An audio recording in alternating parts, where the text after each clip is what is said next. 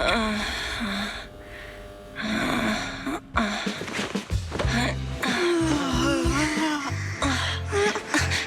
Phaethon, this time let me.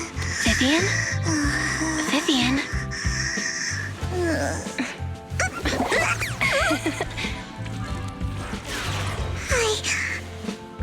I didn't disturb your sleep, did I?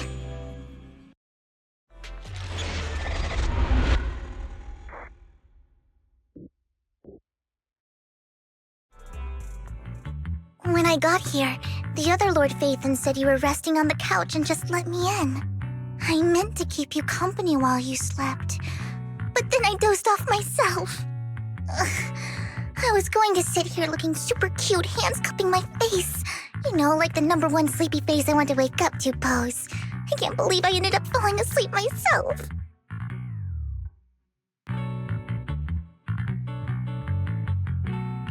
What sleepy face? What pose? That was a lot of words in one breath. Are you sure you got enough sleep, Vivian? No, Lord Phaethon. I was just worried that I had disturbed your rest. Just being able to see you sleeping peacefully is already the highlight of my day. No, my entire month. Though it is a bit late, but... Good morning, Lord Phaethon. You're here super early today, Vivian. Is there something urgent? Mockingbird's death has stirred up quite the storm. I took some time to gather intel. It seems someone deliberately leaked the story that Hugo is an illegitimate child of the Ravenlock family, but I haven't found the source yet. Could it be Hugo's uncle, Hartman? Maybe he's trying to turn people against Hugo and Mockingbird by playing the illegitimate child card. I suspected that too. He could be using Hugo's background to make people believe Mockingbird is just another Top's pawn. To the upper class, Mockingbird may be insignificant, but it has a loyal following among regular folks. But after some digging, I was surprised to find that the public isn't turning on Hugo. They're actually starting to see him in a better light. Some people feel bad for him, some relate to his struggles, and Hartman's the one getting all the heat. Public outcry against Hartman is growing, with many believing he murdered Hugo for his own selfish gain. Tops is hosting an industry summit this week, a responsibility usually handled by the Ravenlocks. But my sources tell me another family has taken over this year at the last minute. If I'm not mistaken, Tops is intentionally keeping its distance from the Ravenlock family due to the current public sentiment.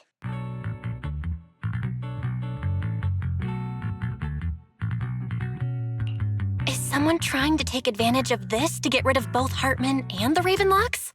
I think Hartman knows this too, which is why he's completely vanished. No matter how hard I search, I can't find a single trace of him. Hartman must have taken the sacrifice core. Now that he holds this bargaining chip, he is definitely going to negotiate his way out of this with the Exaltists. Sorry for interrupting, Vivian, but I need a quick word with Belle. Oh, no problem at all. I'm sure you have important Phaethon matters to discuss. Take your time. I'll just be waiting outside. We can't make our guest wait outside. Belle and I will step out instead. Oh, don't mind me, Lord Phaethon. I wanted to browse the videotapes anyway. I'll be right here. Just let me know when you're done. Belle, Lycaon's outside the video store. He knows Vivian is with us, so he's hesitant about coming in. He's stressing over what he did to Hugo in front of Vivian, but he really needs to talk to us. Maybe you should go speak with him first. I'll go talk to Lycaon. Honestly, neither he nor Vivian is at fault. As proxies, it's our job to be the bridge between them. Good morning, Master Proxy. Good morning, Lycaon. Wise mentioned you wanted to talk to us and Vivian about something? Yes, it's an urgent request from the mayor, one that directly affects New Eridu's safety. However, before we get into the details, As a former member of Mockingbird, I'm concerned about Miss Vivian. Hugo made many mistakes and betrayed the principles of Mockingbird, but I'm certain he didn't intend to put Miss Vivian or you in danger. I don't know Miss Vivian very well, and I was the one who took her companion's life. I might not be the right person to comfort her, but I hope she doesn't regret the choices she made or lose faith in the path she chose.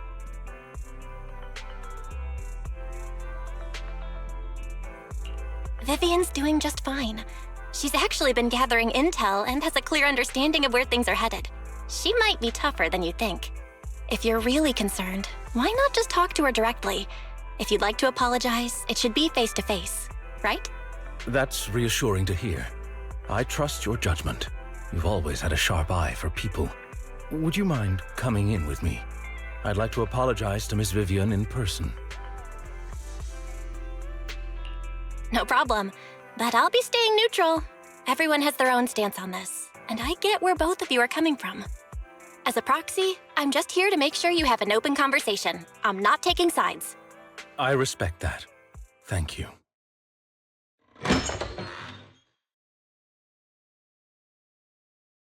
Miss Vivian, I'm very sorry about Hugo. You don't have to explain anything. I'm also part of Mockingbird. Mockingbird stands on more than just gain, so it won't fall when fortunes shift. Hugo had his fixations and ambitions. I also have things I must see through.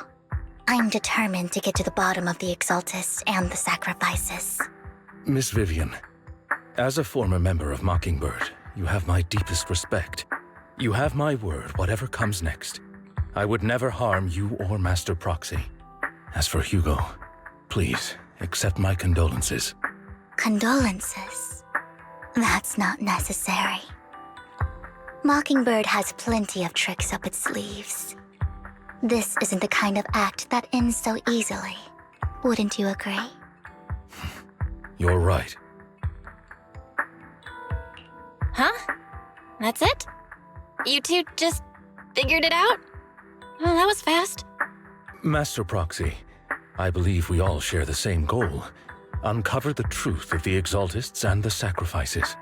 The Mayor has tasked me with inviting you to take on this mission, and hopes we can work together moving forward.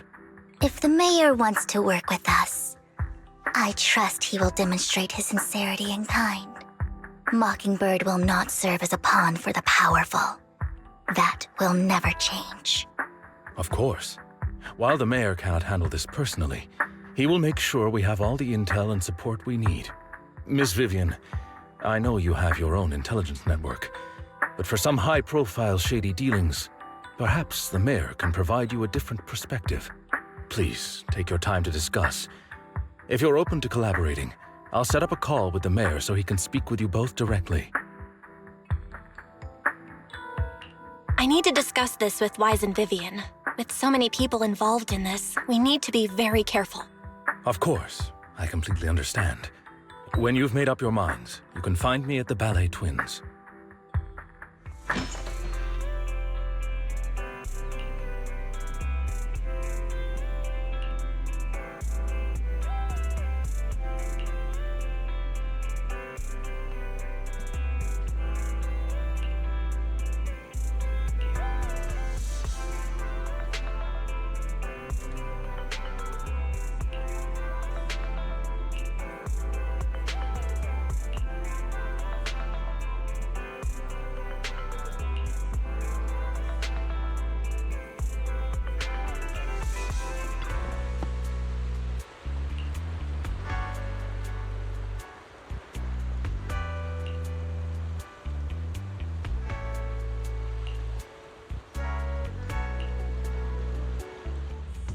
I'll connect the call to the Mayor now. My dear friends, I'm glad you're willing to keep working with me. I'm truly sorry about what happened to Mr. Hugo Vlad. I didn't anticipate things would turn out this way. As Mayor, I can't fully condone Mockingbird's actions, but personally, I had a lot of respect for Mr. Hugo Vlad. I looked further into Bringer's map. The sacrifices were created by an exaltist named Landon, who was active in Janus Quarter. Mr. Landon passed away in an accident a few years ago. Before he died, he was researching sacrifices and was said to have created a batch of serum that could turn living people into sacrifices. The problem was, the serum wasn't stable, and after his death, the recipe was lost. No one knows what happened to the Exaltist in Janus Quarter back then. But it's clear that after the leader died, there haven't been major Exaltist activities in the area. Bringer's map marks the locations where the Exaltists' most successful attempts at creating sacrifices were. Since this person has already passed away, and the Exaltists haven't been active around here for a while, then could it be that this is just Hartman acting on his own? Unfortunately, that's not the case. My sources confirmed that Hartman had been secretly in contact with someone, and they only meet inside the Hollow. Is it possible it's someone from TOPS? TOPS is a huge alliance of corporations. They wouldn't bother getting their hands dirty. Instead, they just sit back and reap the rewards. Everything Hartman is doing is to secure his place in TOPS and strengthen his power within the Ravenlock family. If my guess is correct, Hartman has gotten in touch with the remaining members of the Exaltists that used to follow Landon, helping them create new sacrifices.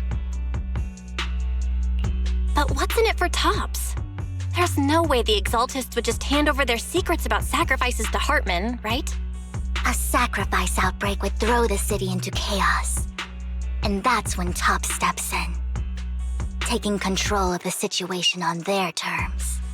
The public will see the mayor as incompetent, while TOPS comes off as the real protectors of the city.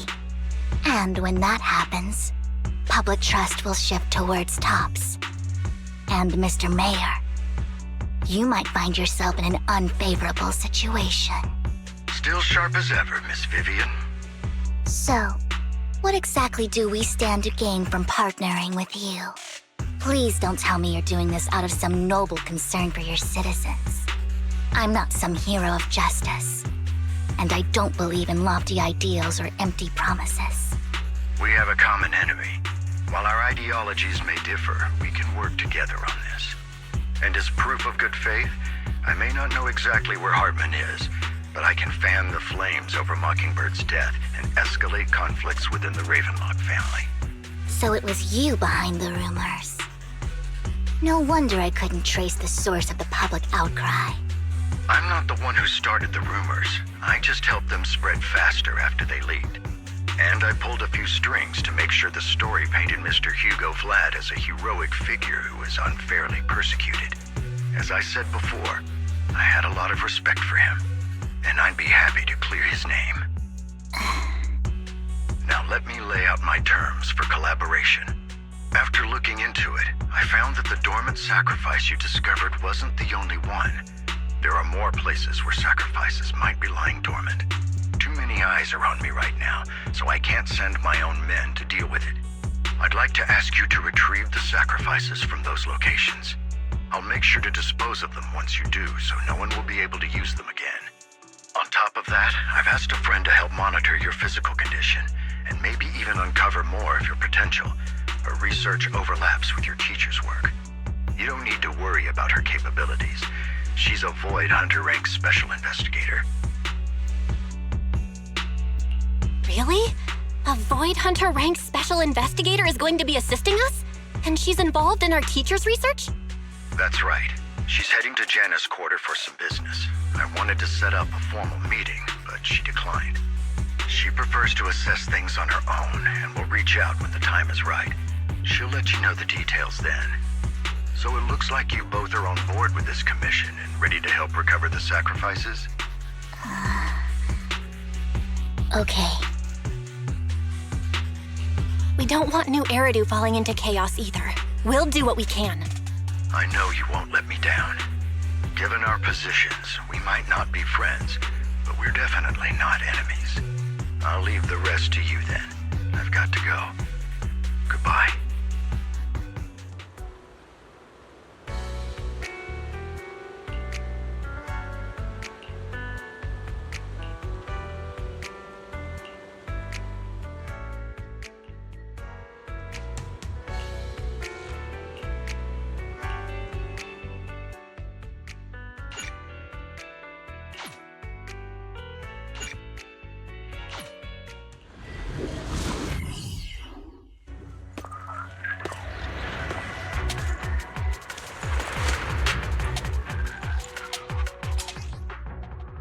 Lord Vathan, thank you for trusting Mockingbird and me.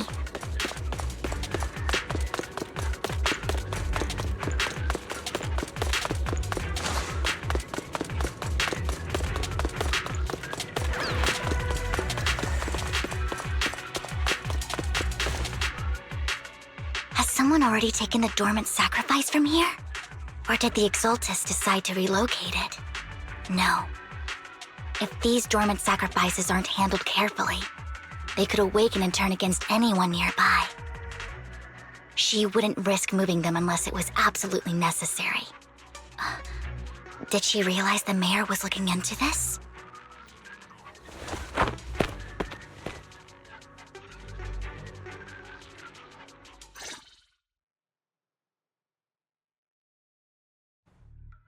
Did Hartman just make up this intel to get a shot working with us at Tops? I've been walking around forever and haven't found a thing. The Ravenlocks have always been a shady bunch. No surprise they've gone downhill over the years. I heard they were pretty loaded back in the day. What kind of business did they run? No clue. On the surface, their businesses seemed legit, but who knows what was happening behind the curtain. Probably something with the sacrifices. I mean, how else would he know about the dormant ones left around here for years?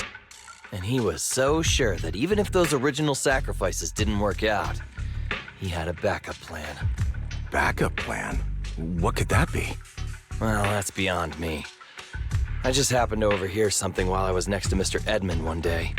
What's Tops planning to do with all these sacrifices, huh? For research? Do you think we'll ever have a normal life in the Hollows? Don't ask questions you shouldn't be asking. All right. There's nothing here anyway. Let's leave the Hollow and report back on what we found. And we'll make it just in time to clock out for the fieldwork shift. Let's get out of here first.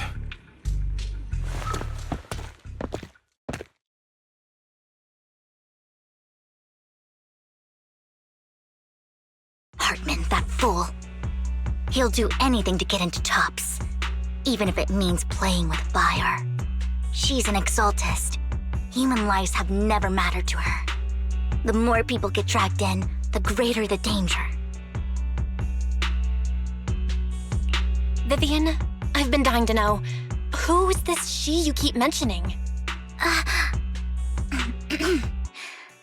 I apologize for losing my composure. Please don't mind me. The she I'm referring to is with the Exaltists. Someone I have a history with.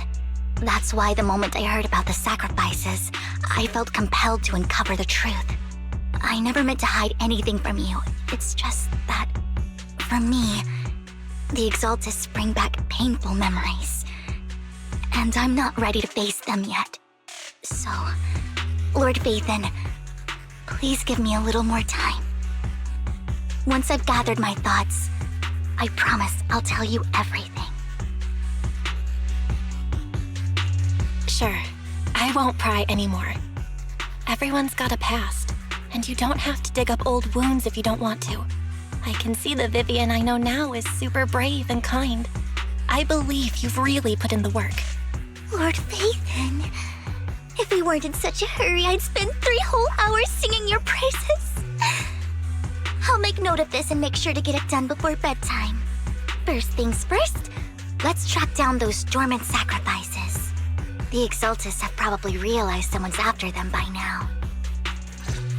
I wish we knew what Hartman's backup plan is. I just can't shake the feeling that something bad is about to happen.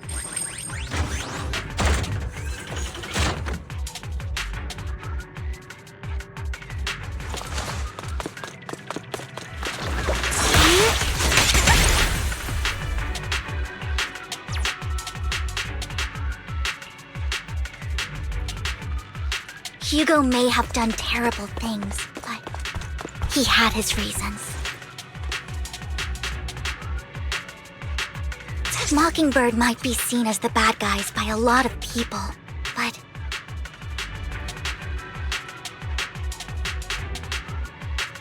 ironically, joining Mockingbird is what put me on the right path. For the first time, I'm needed for more than just my curse.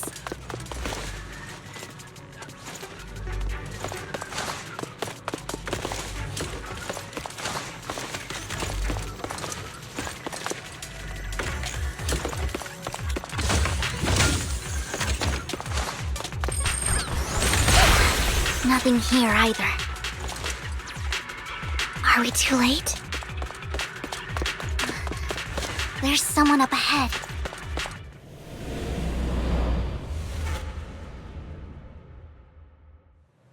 Don't touch me.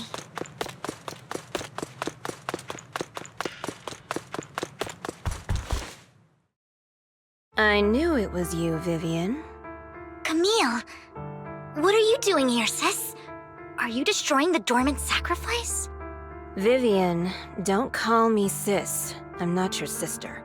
Are you trying to stop the Exaltists? I never left the Exaltists.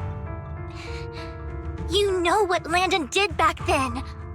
Lord Landon did it for the Creator. His methods may have been extreme, but they were necessary. Back then, you walked away. You should do the same now. We didn't meet today. Take your friends and leave. What's wrong? Are you being forced into this? I can help you. Help me? Like how you helped her? Vivian, you're crying. You see me, don't you? No, You haven't changed a bit, Vivian. No need to hide your tears. I know exactly what's ahead for me. You've made your choice, and I've made mine. One last piece of advice. Stay out of this. She loathes you. I won't tell her we met today. Don't show yourself around us again. Camille!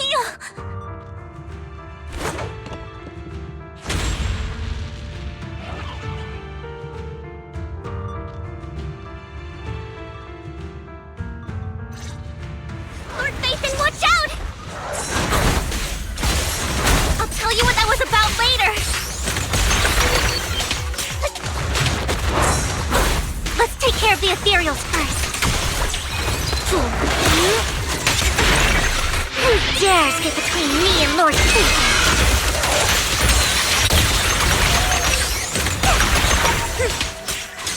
Behave yourself! Out of my sight.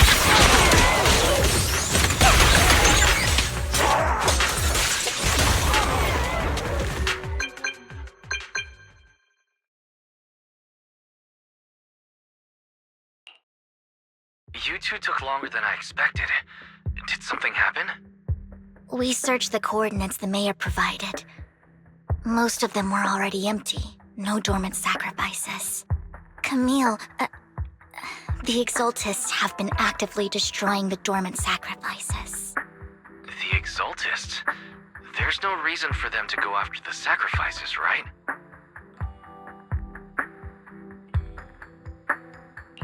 Vivian is telling the truth. I saw it too. And one of them is someone I once knew. I thought she would leave the Exaltists after Landon's death, but she stayed. Do you have a history with the Exaltists, Vivian? When I was a child, I stayed with the Exaltists for a while. Back then, Landon was one of the most respected figures among the Exaltists in this region. A lot happened, and after Landon died, I left.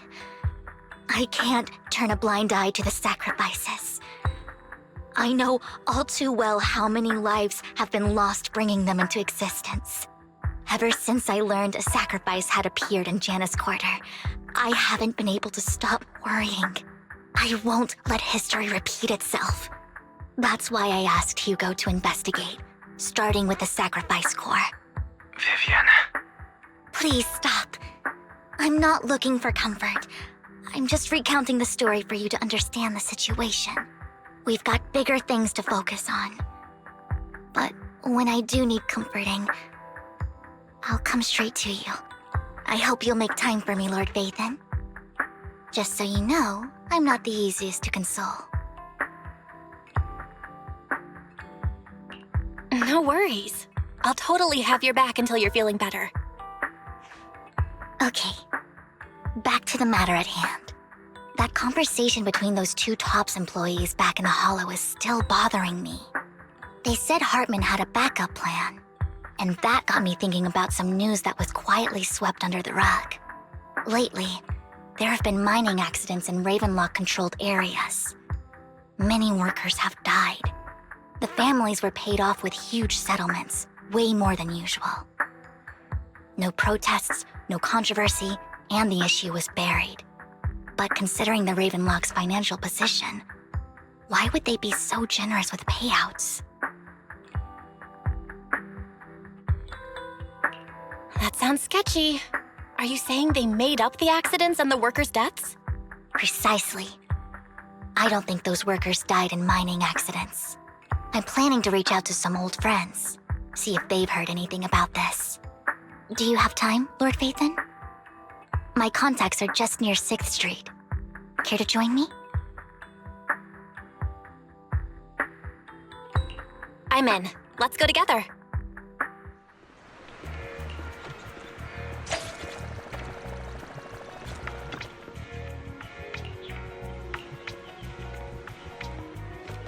An old friend of mine said she has some new intel.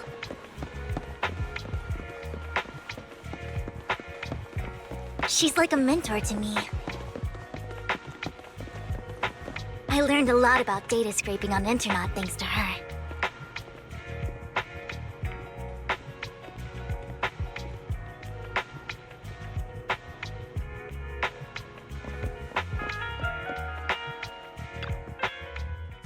Rain! Long time no see.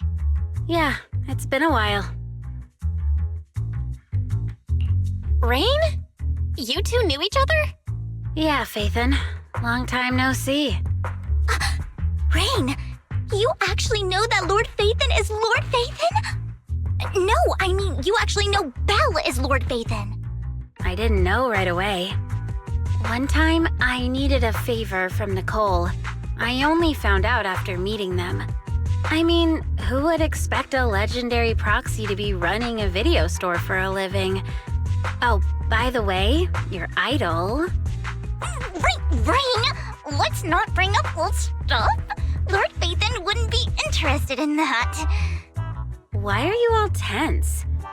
Right! Lord Phaethon lives on 6th Street too, and might know your idol. Remember when you traced that post on Internet to 6th Street and actually went to check it out? And you came back all bummed, spouting nonsense. Like there was only a black cat at the location, and maybe your idol is actually a talking cat. Or something like that.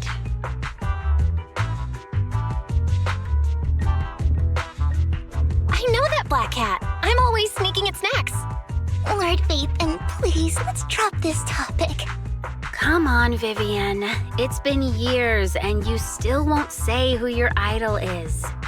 If you'd just let me, I'd have tracked them down ages ago. I get it. You want to find the person who's important to you on your own. But you've tried so hard already. It's okay to lean on me a little, you know. I'm sure your idol won't hold it against you. I shouldn't have come to see you. Huh? What's wrong? Hey, Rain. Vivian said you might have some new intel. So let's get to the important stuff first. All right, let's get down to business. Here's something I'm pretty sure about. The Ravenlock family's claim that those missing workers died in an accident? Don't buy it. The last signal from those workers was near the Hollow. Then communication went dark. I think they were taken into the Hollow. And yesterday, I picked up that the Ravenlock family secretly hired some people to search the Hollow's perimeter. I caught a weird distress signal from someone and managed to track down the source. When I tried to reach out, the signal cut out completely. The last trace of the signal was near Lumina Square. Finding someone in real life isn't really my thing, so that's where you come in. Okay, we'll check things out. You just said this is something you're sure of. Do you have anything you are unsure about? I dug up some info online, and one thing stood out. A few days ago, there were some creepy sounds coming from an abandoned warehouse by the port. The place was locked up, so no one could see what was happening inside. Not sure if it's related to your search. If you don't find anything useful around here, it might be worth checking out. Well, that's all I have for you. Thank you, Rain. Don't get all emotional on me now. I'm just helping out a friend. This one's on the house. Consider it payback for the favor you did me last time. But if you still want to find your idol, hit me up. I've been curious for what... Alright, don't worry about it. I'll manage it myself. Stop being so nosy, Rain. Nosy? Nah, just professionally curious. What kind of person is worth all this searching, huh? But honestly, whoever they are in real life, they've become a part of you. You've come a long way in this search, Vivian. I much prefer the person you are now. So if you find this person, don't chicken out. Go meet them.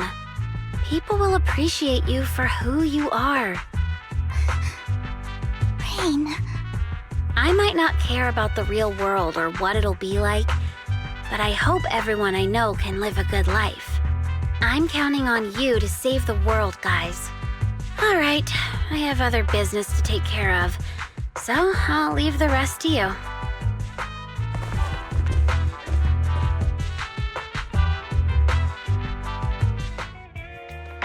Lord Phaethon, please pay no mind to what Rain said.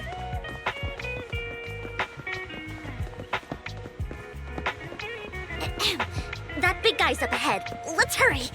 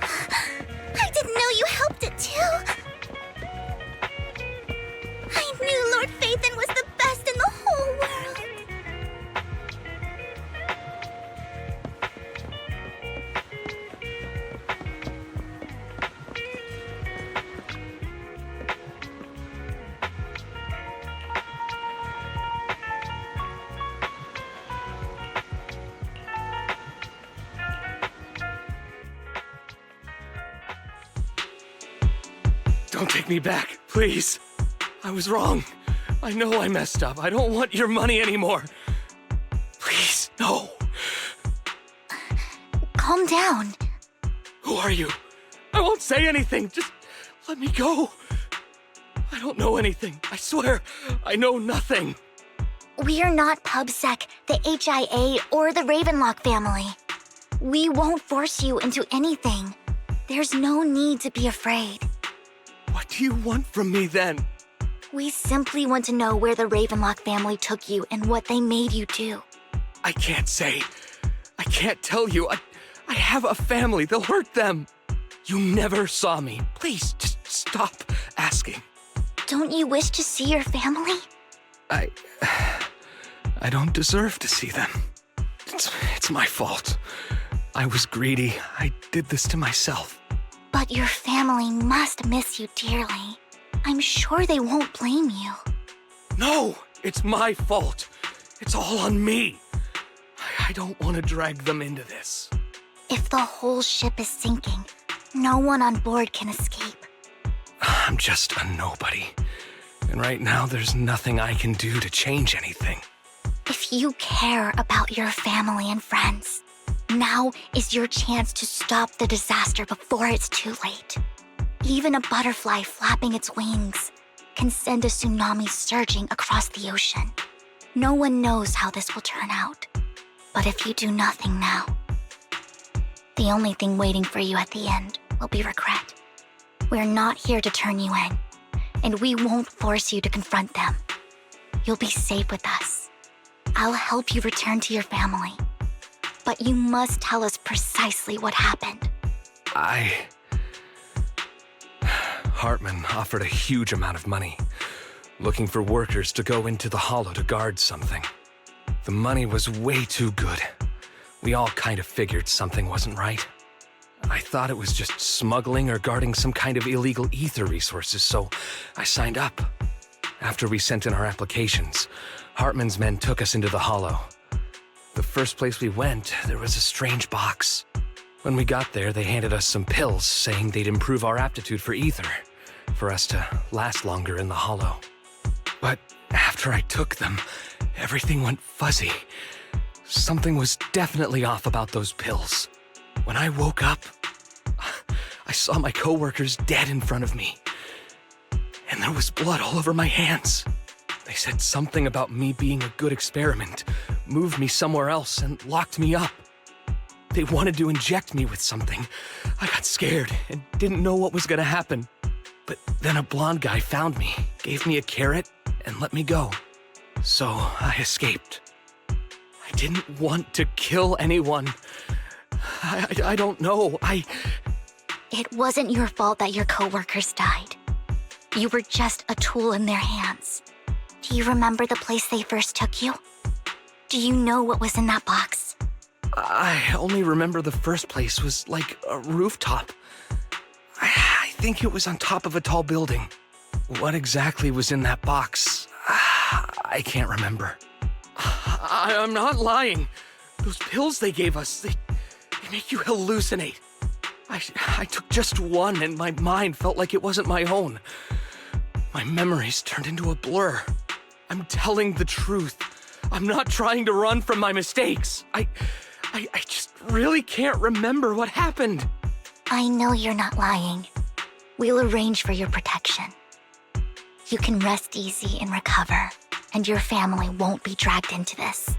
Once this is all over, you will be able to reunite with them.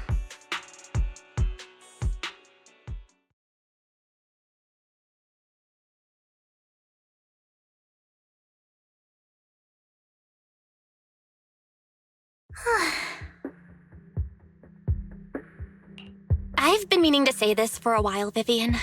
You're just so calm and decisive when things get tough. Totally different from the impression you gave me at first. Actually, I wasn't always like this.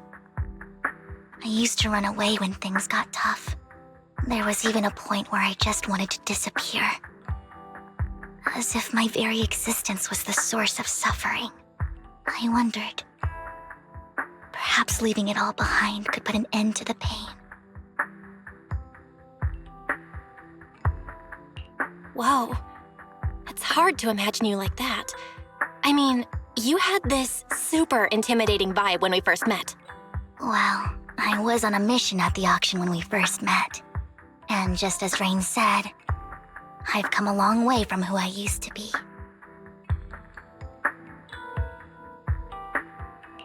Speaking of Rain, it's still wild to me. I never thought you and I would have mutual friends. And you even know one Denny Boo. Can you believe we might have passed each other so many times without even realizing it? Enough about me. Tell me more about you, Lord Vathan. Where have you been? And what have you experienced?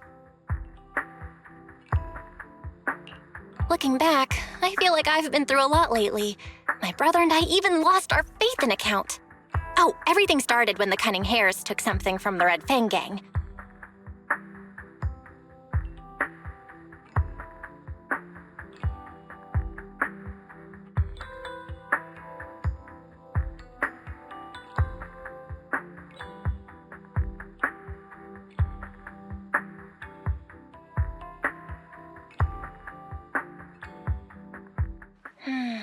I remember it should be around here. That store's been sitting in my favorites for ages.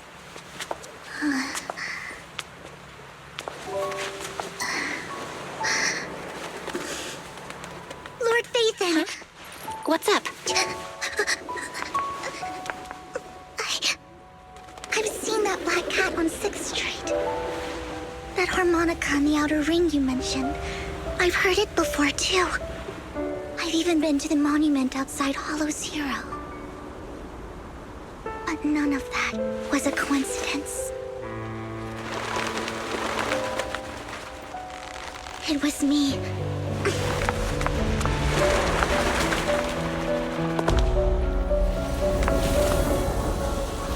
Following you, and now I've finally made it to your side.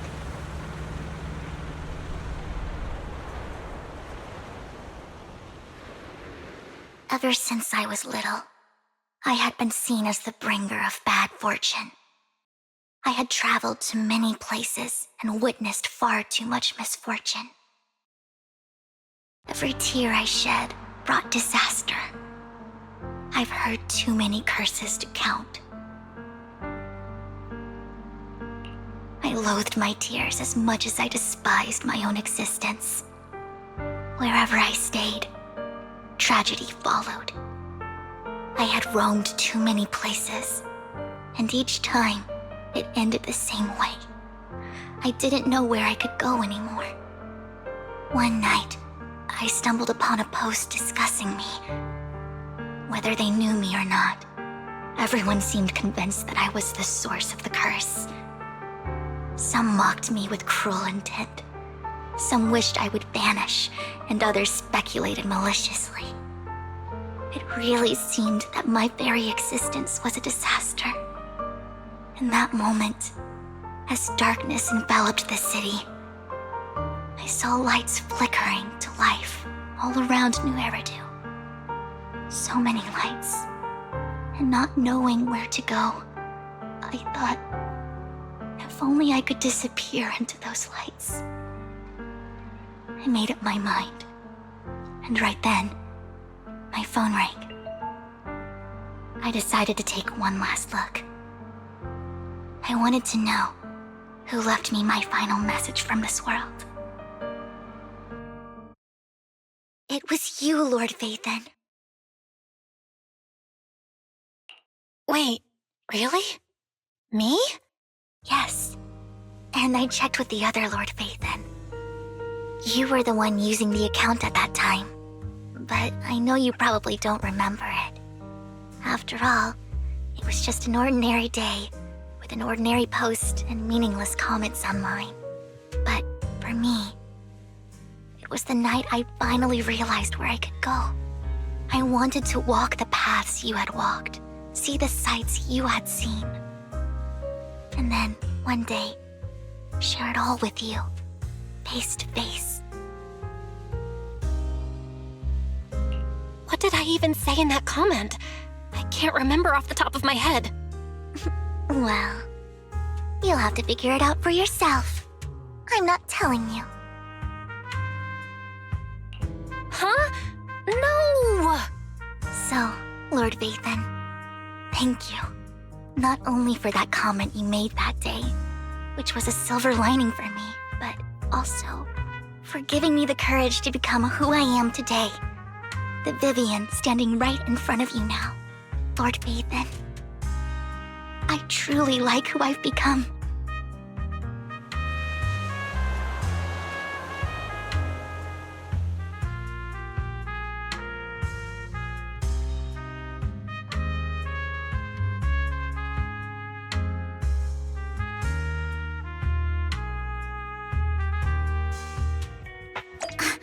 Lycaon just sent a message. There's an update. Let's head back to the video store and go over the details together.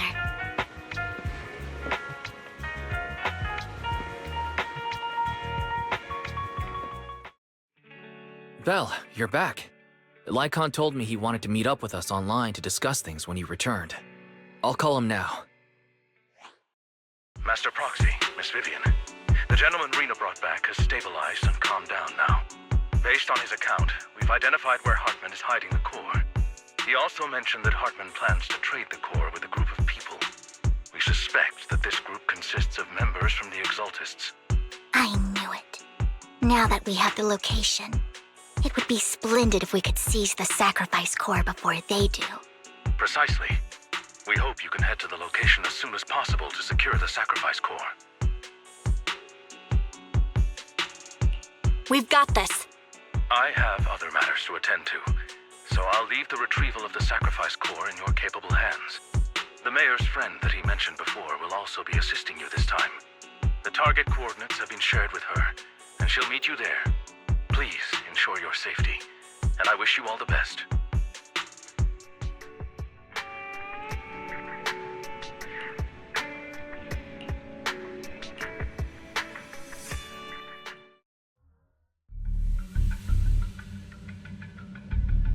Where's the sacrifice core?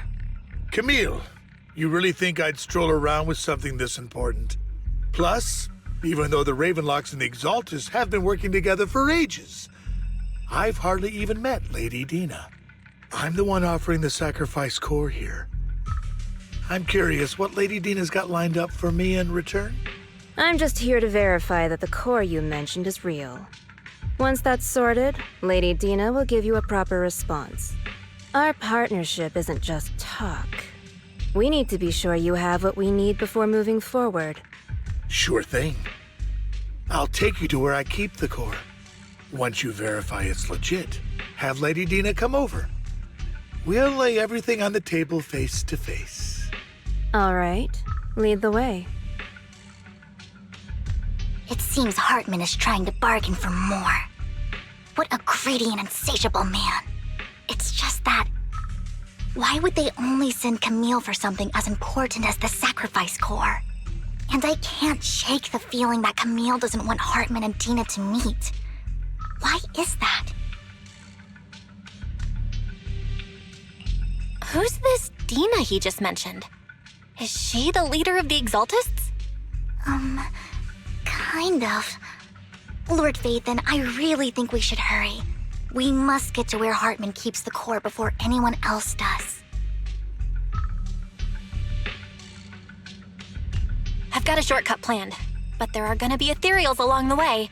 I'll let you handle them, Vivian. Don't worry, Lord Vathan. You're in capable hands. I'll ensure your safety.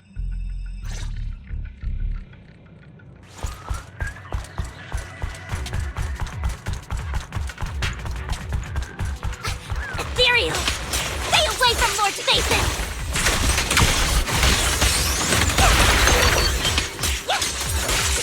Stay away from me!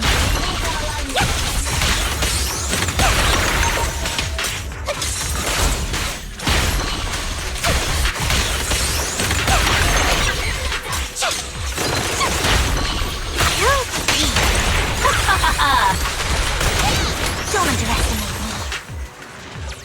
Don't touch me. Looks like Hartman's trying to negotiate for more leverage.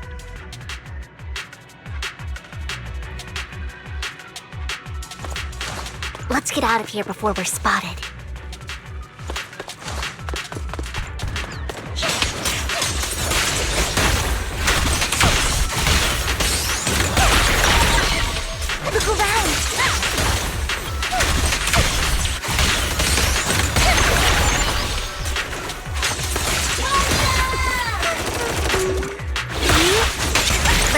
moving, Lord Phaethon.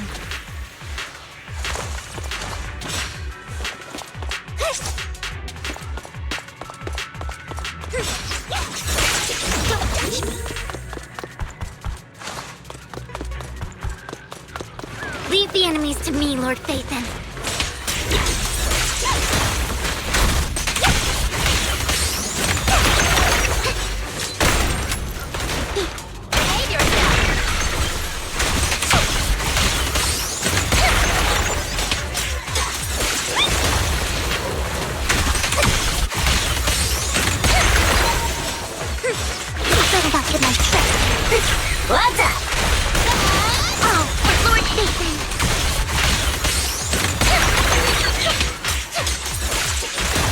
Over there. Looks like they're arguing. Don't touch me. This is our chance. Let's hurry.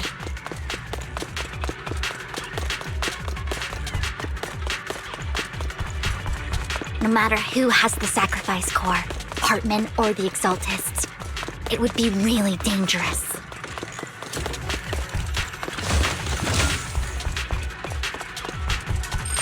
Our hand over what's in the box. Or we do this the hard way. You sure talk big, little girl. Don't underestimate me. Let's see if you can get past me first. Let's hurry and secure the sacrifice core.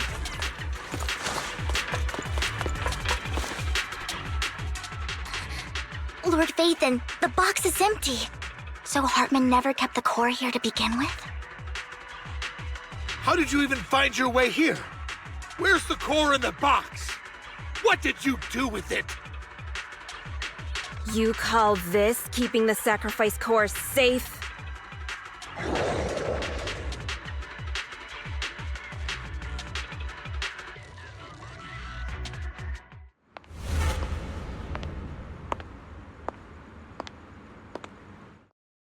Vivian, it's been ages. Dina! Oh my, you actually remember me. So sweet. Look at you, thriving. I thought you'd totally forgotten about our past. So, tell me, do you ever dream about the people you've killed? Are they crying in your head all night? Back then, I had no idea. You had no idea? While you were soaking up all that love from Daddy and everyone else, you had no idea what was going on? I wasn't... Lady Dina, Miss Vivian didn't actually... Camille, when did I say you could meet up with Hartman today? I just wanted to make sure the sacrifice core is legit. I was worried Hartman might try to pull a fast one on us. Really? So loyal. I thought you'd be more like the old days. Just a few words from Vivian and you'd be plotting my demise. Just like what you did with Father. I won't, Lady Dina. Don't even think about betraying me, Camille. You owe me for what went down back then. However, I do understand your worries. This core, it's fake. No way! I got this straight from Hugo. It can't be fake. How can you just claim it's fake without any proof? Ugh, seriously?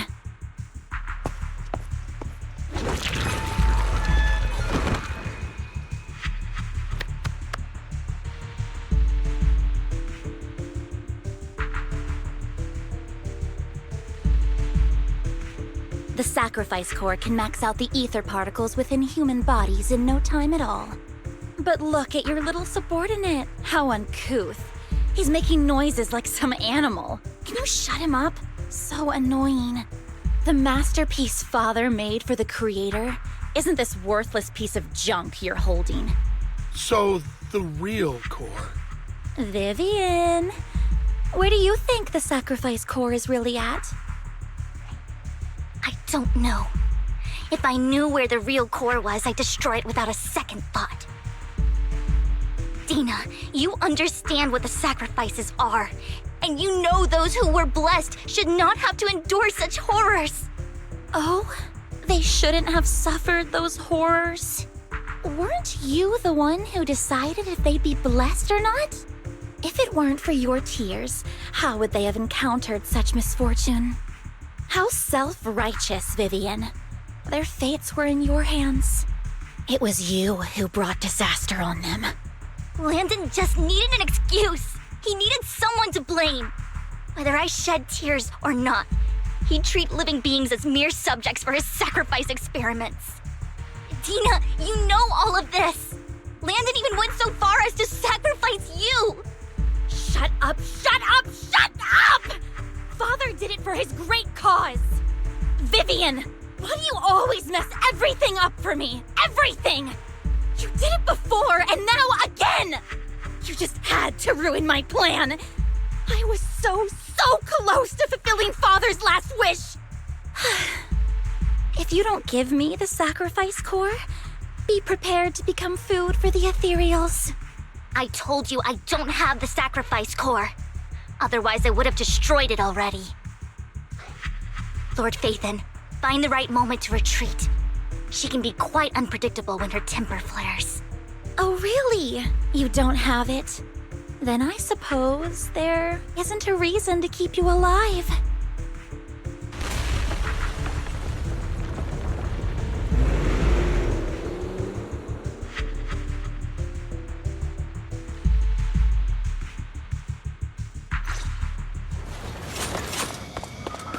More ethereals are coming. Okay. Notice me, Lord Phaethon. Too many. There's no chance to get out of this. Don't touch me.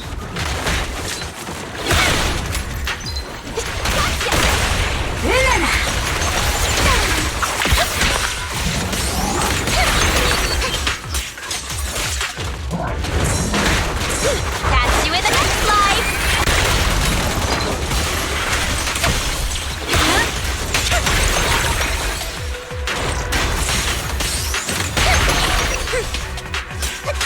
Fine. For Lord Phaethon. Find cover.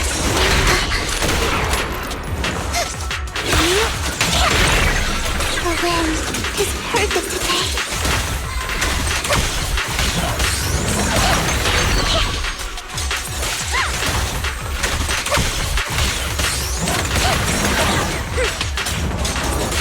Stay away from Lord Phaethon! There are so many.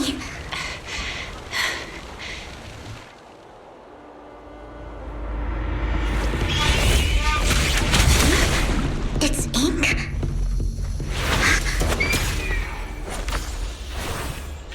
Shun Palace, good fortune, closed gate, safety. What? An evil miasma gathers here. Another place of conflict. If you wish to avoid disaster, then head southeast.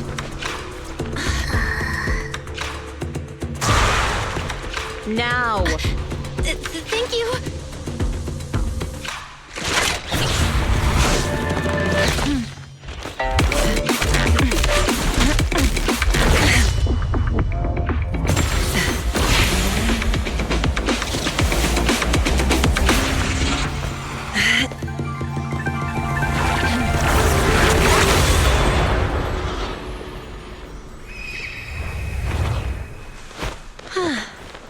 Finally, peace and quiet. You must be Belle, right? Mayflower mentioned a special partner might need my help. Can I ask, who are you? I'm the 13th generation master of Yunque Summit. You can call me Yixuan. Mayflower passed along your info, and I was curious what kind of person you are, so I came to see. At first, I thought it might be a hassle, but your energy feels really calming. Quite nice, actually.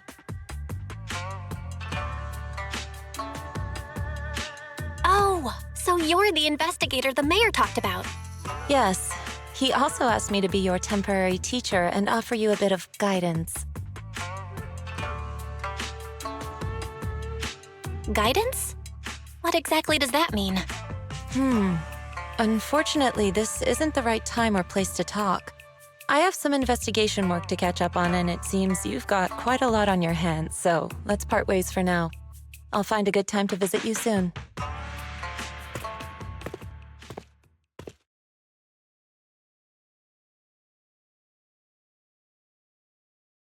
I'm so sorry, Lord Vathan. I'm just not feeling very well. I think I'll head back for now. I'll investigate the sacrifice core and reach out once I find something. You definitely need some rest. Let's get out of the hollow.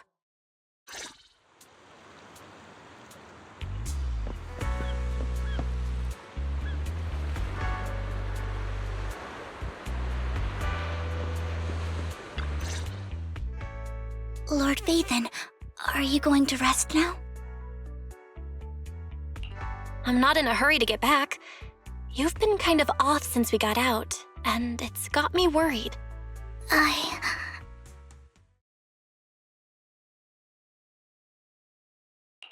If something's bugging you, just spill it if you want to. I'm a pretty good listener, you know. I didn't mean to keep my past from you, Lord Vathan. When I was little, people thought I brought misfortune, so no matter where I went, no one wanted me around for long. Then, one day, Landon adopted me and brought me to the Exaltists. There, I met Dina, who was so kind to me, treating me like a dear sister. She told me her father, Landon, was a great man who'd one day make everyone stop fearing the Hollows, so all life could live freely inside and outside of them.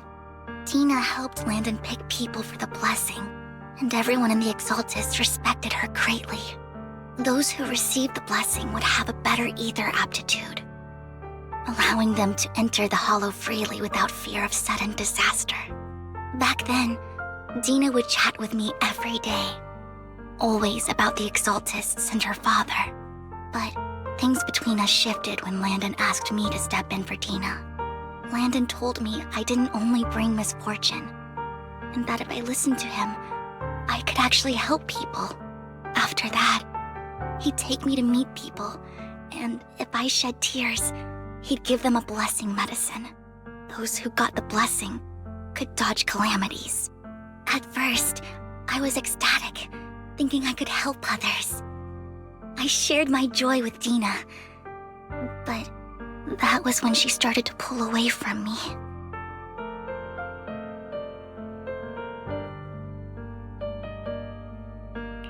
The blessing medicine. Please tell me that wasn't the sacrifice serum Bringer had. Yes, to be precise, it was an early version of the sacrifice serum. Landon's medicine wasn't stable. The medicine Landon developed could boost abilities quickly, but also sped up the development of ether corruption. In the end, most people turned into ethereals, and a few became sacrifices, losing all human consciousness. The ethereals were killed while the sacrifices were given to the higher-ups of the Exaltists.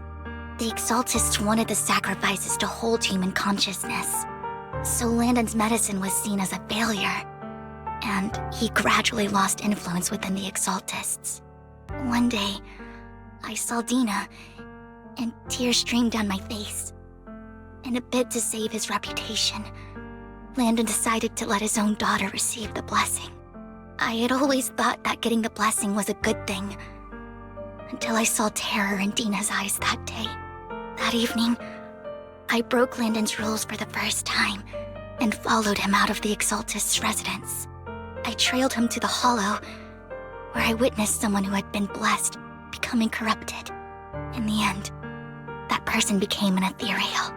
Then, without hesitation, Landon killed him. Before Landon returned, I went back to the residence and snuck into his study. And there, I uncovered the truths I just told you. And just a few days later, it was time for Dina to be blessed. I wanted to save her and stop anyone else from getting deceived. So, that day, I told everyone present that Landon should be the one to receive the blessing, not Dina. At first, Landon argued, and no one believed me. But in front of them all, I looked at him and let my tears fall.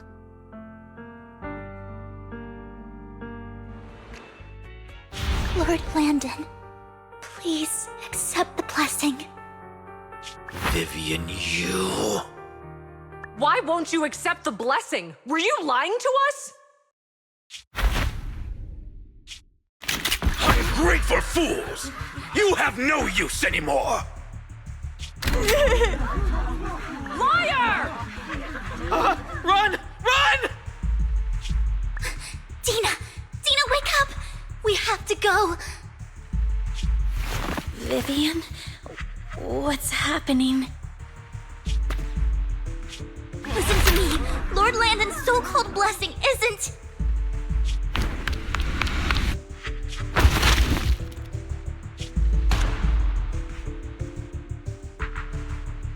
Father!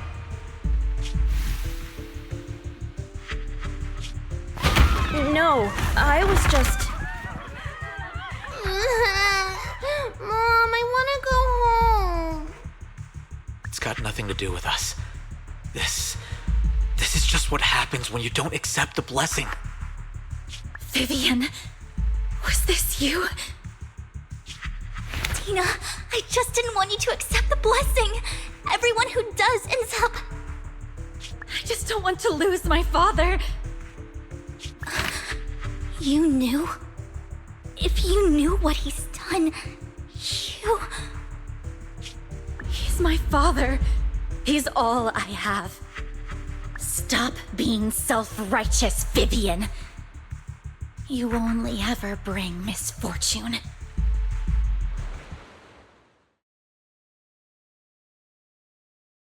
I thought once Landon was gone, Dina would leave the Exaltists. I never expected her to continue his research, or that Camille would stay. Camille lost her entire family in a hollow disaster, so she's always supported the Exaltists. She's not a bad person. She's just someone searching for hope. She joined the Exaltists very early on, and even watched Dina grow up. That day, she was just so desperate to save Dina that she... All these years, she's been following Dina, taking care of everything out of guilt, I think. But I didn't just fail to save Dina. I trapped her. I see misfortune approaching, but I can never change its course or avoid the bad ending. Maybe I really am a bringer of misfortune. No way. You're not the one bringing bad luck. Whatever went down with the Exaltists, Landon used you. As for Dina and Camille, they know the truth, and they just made their choices.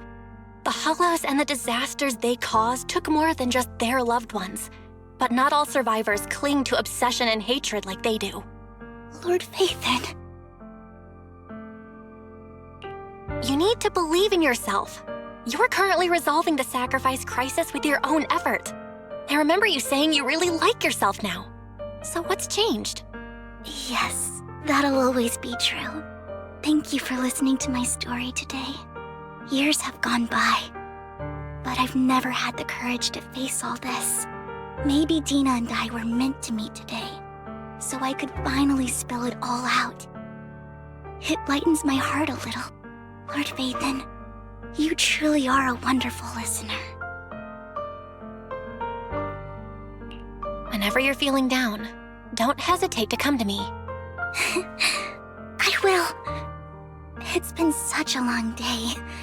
You must be exhausted. I'll track down the location of the sacrifice core and let you know what I find. Good night, Lord Vathan.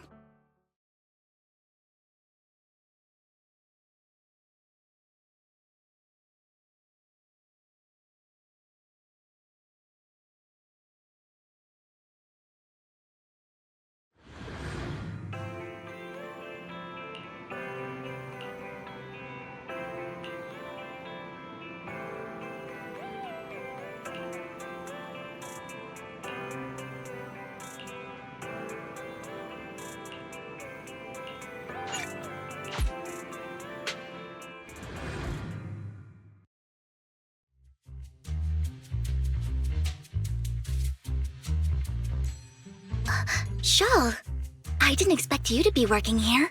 Perfect. I was just covering someone's shift. The screening here is super strict, and I was afraid the supervisor would realize I was new and subbing for someone, so I hid in the control room during the supervisor's inspection. So I happened to bump into this guy, a blonde man wearing a hat, and I think he was checking some footage. Then he logged that footage into the tape he brought. Later, I found that part of the footage had been wiped. Blonde, wearing a hat. Could it be Hugo?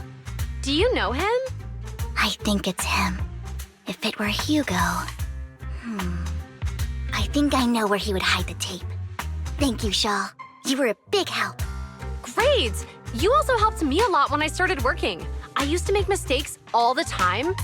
If it weren't for you cleaning up my messes, I would have been fired ages ago. So I'm happy I could help you too. All right, go ahead and do what you need to do. We'll catch up another time.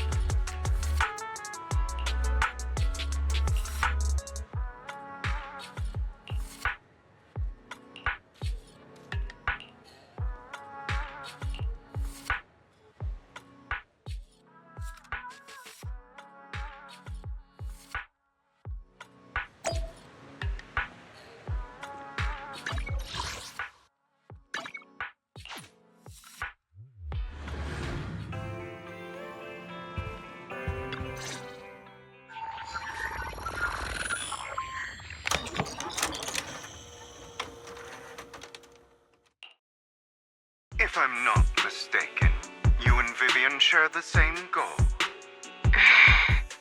Silence is no good for negotiation.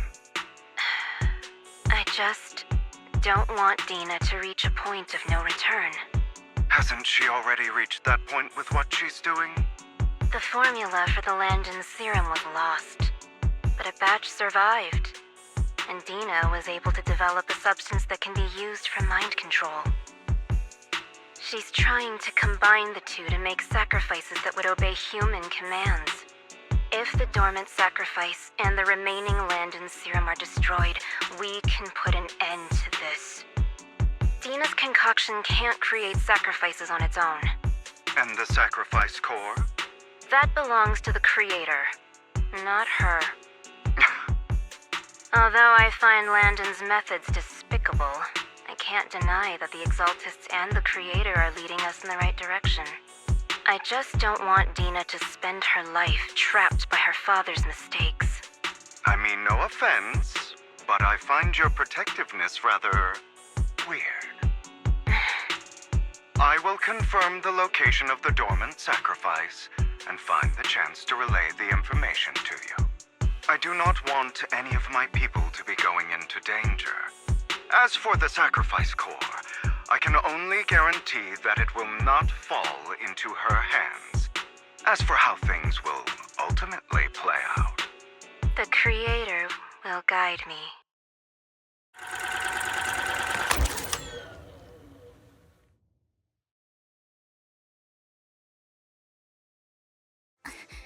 Camille was actually destroying the dormant sacrifice? Now Camille's actions make sense. But why did Hugo never tell us? Hugo... Belle, lycaon said there's something urgent he needs to discuss with us right now. All right, let's patch him in. Master Proxy, I apologize for disturbing you. We have just learned that the Ravenlock family will host a banquet tonight. This banquet is rather special, as they're allowing members of their family to invite business partners to attend. With Hartman at the center of controversy, there are many members of the family who are eager to use this opportunity to replace him. The mayor has been spreading rumors of a young tycoon who inherited a sizable fortune and is looking to partner with a person from an old and influential family.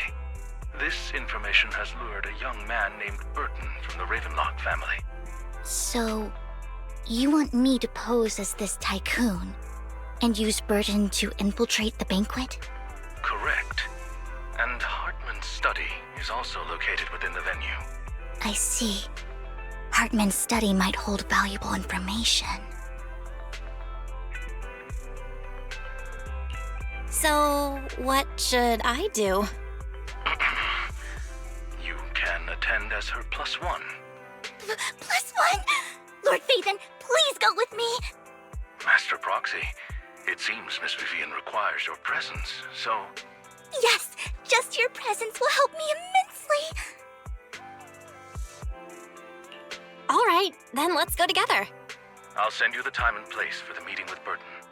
If you encounter any danger, please evacuate immediately or contact me for backup. I hope everything goes well for you tonight.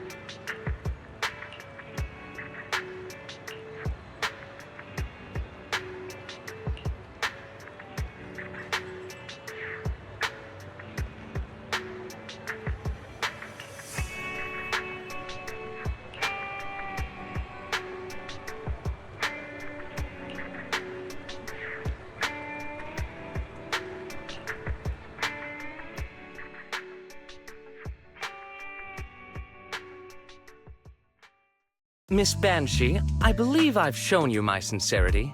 Now how about you? Sincerity? My presence here is a show of sincerity. If we're to work together, Miss Banshee, you should drop your pretentious act. I am well aware of the ways of the Ravenlock family. If I were to come empty-handed, I probably wouldn't even be able to make it out the front door tonight. Since I agreed to come with you, and even brought along my most precious companion, does that not show my deepest sincerity? No need for such an off-color joke. Our door is always open for those coming or going. We both know what's what, so let's cut the small talk. I know far more about how the Ravenlock family made their fortune than most here. I am also well aware of why Hartman, despite such a massive scandal, still remains in power. Oh?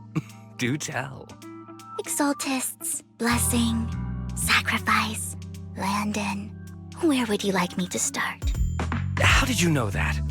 No, who are you? Don't be so tense. If I'm not mistaken, it's about time the banquet began. My companion and I are practically famished. Is this how you treat your guests? By letting them starve? Perhaps when we've had our fill, we'll remember where the sacrifice is hidden. You know where the sacrifice is? So, can we go get something to eat now? And I'm also looking forward to receiving a special dessert from you. We can discuss what you wish to know while we enjoy dessert. Of course. I wouldn't let such an important guest discuss matters on an empty stomach. As for dessert, I will prepare it myself, and I guarantee it will satisfy you. I'll come find you later.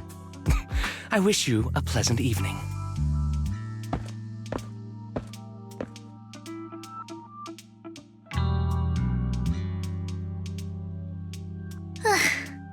These kinds of people are exhausting to deal with. I really don't know how Hugo used to put up with it. What did you mean by dessert just now? I couldn't really follow. Hugo taught me that bringing up dessert in such situations is a way of telling the other party they need to offer more. Fortunately, that old fox Hartman is terrified of losing power. He's definitely keeping the destruction of the sacrifice and the fact that the sacrifice core is fake hidden from the other family members. Otherwise, Burton wouldn't have been so willing to raise his offer. Lord Phaethon, let's find Hartman's study when the banquet is at its busiest. All right, I've already taken note of the surrounding terrain. Once more people arrive, we'll enter the garden through the door in the corner of the banquet hall. Wherever you go, I'll follow, Lord Phaethon.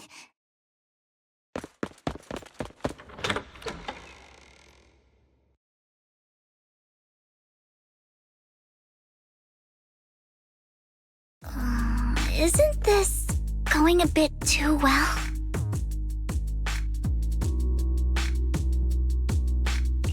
The security around the manor is really strict, but inside might be more lax. But just in case, let's tell Lycaon. Right. Having some backup would be safer.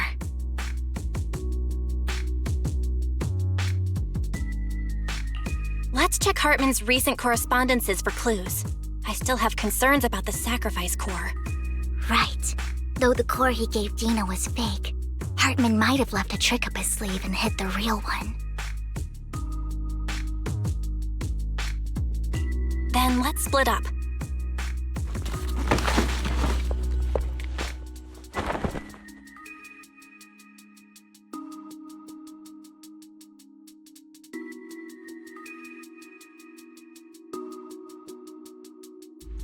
Esteemed guests, is the catering at the Ravenlock family banquet not to your satisfaction?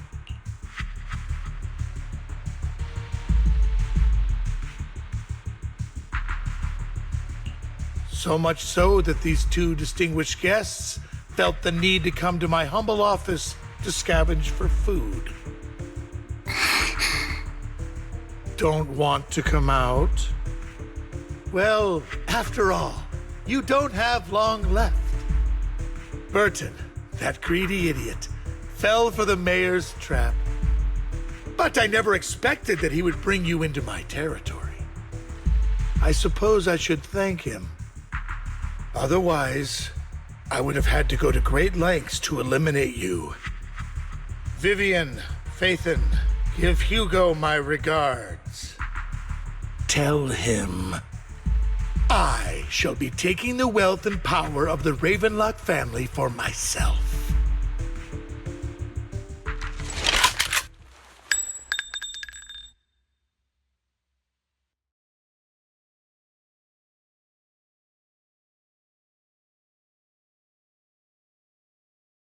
The bullet!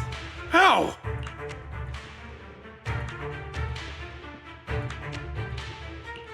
Dear Uncle, why must we be so distant with one another? You can just tell me what you want to say directly. Hugo! Impossible! You're... Uncle, you must know a Ravenlock will never stop until they get what they want. Did you really think I would be defeated so soon? When I have yet to trample you into the dirt. You filthy bastard! You only know how to resort to these petty tricks! Petty tricks?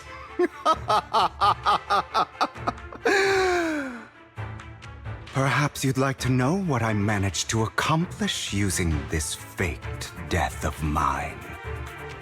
My dear Uncle.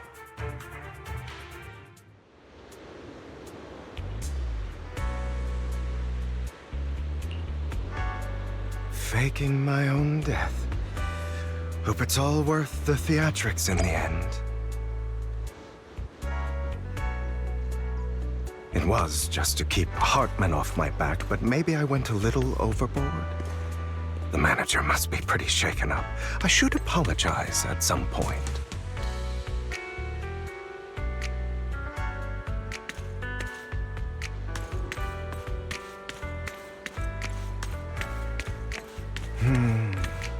Guess I'll also bring Lycaon along. He's my partner in crime, after all.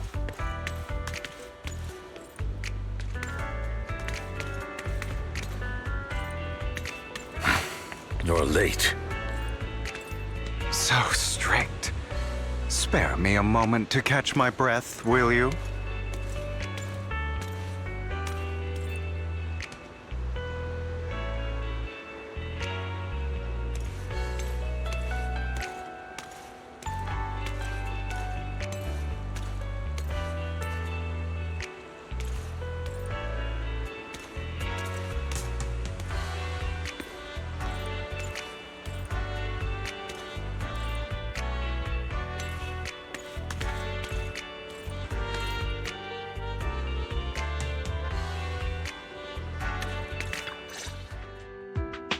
Taking longer to rest than I expected. Lycaon, you think too highly of my physical capabilities. Well, thank you for your cooperation. I must say, if nothing else, at least your acting skills have improved. Why do you look so angry? You should be happy. We pulled that off together with flawless teamwork and managed to fool everyone. Drop your foolish facade. I'm glad you still remember the code we set all those years ago. And thank you for ensuring your sleight of hand didn't deteriorate. Oh, right. I should also thank the blood bag hidden in my clothes and our other props. Do you remember when we last used this trick? It was probably ages ago. Sometimes I really don't understand you. Have you never thought about what the consequences would be if I didn't understand your code? If I decided against helping you? Or if I just couldn't control my strength properly? You'd understand it. Of course, if things really did go awry, I had alternative plans. You wouldn't be so arrogant as to think I'd bet everything on you, would you? You're insane. Aw, I'm flattered. So what exactly is the purpose behind all this? Surely, after going to such great lengths to erase your own existence, you don't just plan to hide here and reminisce about the past with me. Don't try to brush this off. I've already helped you enact your plan. Tell me the truth. Don't get your tail in a twist. I have more plans that require your assistance, so naturally I would not hide anything from you. Simply put, as things stand, whether as Hugo Vlad or as Mockingbird, I am doomed to die. Seems you've made quite a few enemies. As a member of the Ravenlock family, I negotiated with Edmund and managed to obtain resources from Tops for my future plans. I also confirmed what attitude they held toward your master, the Mayflower family. Meanwhile, I used my identity in Mockingbird to strike a deal with Hartman and gather information on their collaboration with the remnants of the Exaltists. That's where I got my intel on what Bringer left. Oh, by the way, the crime declaration letter that your dear mayor received, that was also sent by yours truly. He's probably figured that out by now, right? Though I'm not sure if he told you. The mayor learned about the sacrifice attacks through his own means, but lacked an opportunity to take action. That warning letter was precisely what he needed. You aren't hopeless yet. How delightful. In short, I'm more well-informed than your lot because I get around, dealing with all these different important figures. But of course, it comes at a cost, it's only fair. After all, you can't hide the smoke from a wildfire. Rather than trying to carefully tame it and risk setting yourself alight, it's better to let it burn free. When I helped you put on your little act, killing you in front of everyone, you left the sacrifice core to Hartman. That was intentional too, then? Oh, yes. And it worked like a charm, didn't it? Now no one cares for me anymore, and all eyes are on Hartman. A perfect situation for keeping the Ravenlock family in check while dealing a cutting blow to the Exaltists behind them. Another crucial point is Vivian and Phaethon. I must sever any ties they have with me or Mockingbird. Although I feel bad for Phaethon about what happened, but it had to be done. That's the only way they would be safe, allowing the plan to continue. I noticed that you never turned your blade toward Master Proxy. So, those words you said back then were also... I will bloody my hands. I will carry the weight of my sins. I will become the Abyss. Obviously, it was all an act. My acting has always been impeccable, as you know. Hugo, you're taking such a tremendous risk. Why? Would you believe me if I said it's for justice? But unfortunately, it's not. I want revenge on the Ravenlock family. And I will make sure that despicable excuse for a human being, Hartman, suffers a slow, torturous end. Of course. I also promised Vivian that I would help her investigate the whole thing with the Exaltists. That's all. You don't look too good. Is it your wounds? No. This is the first problem I plan to resolve. Lycaon, do you have a place that is sufficiently discreet, quiet, and can take a lot of damage?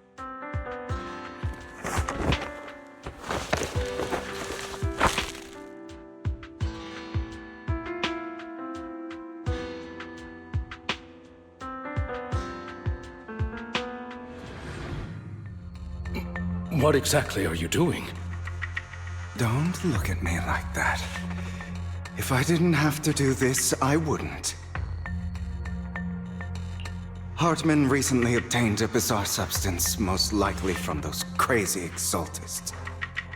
After use, it allows control of the victim's mind, to some extent. You were dosed with it? To be more precise, Lycaon, I deliberately allowed Hartman to put this drug in my cup to facilitate our previous collaboration.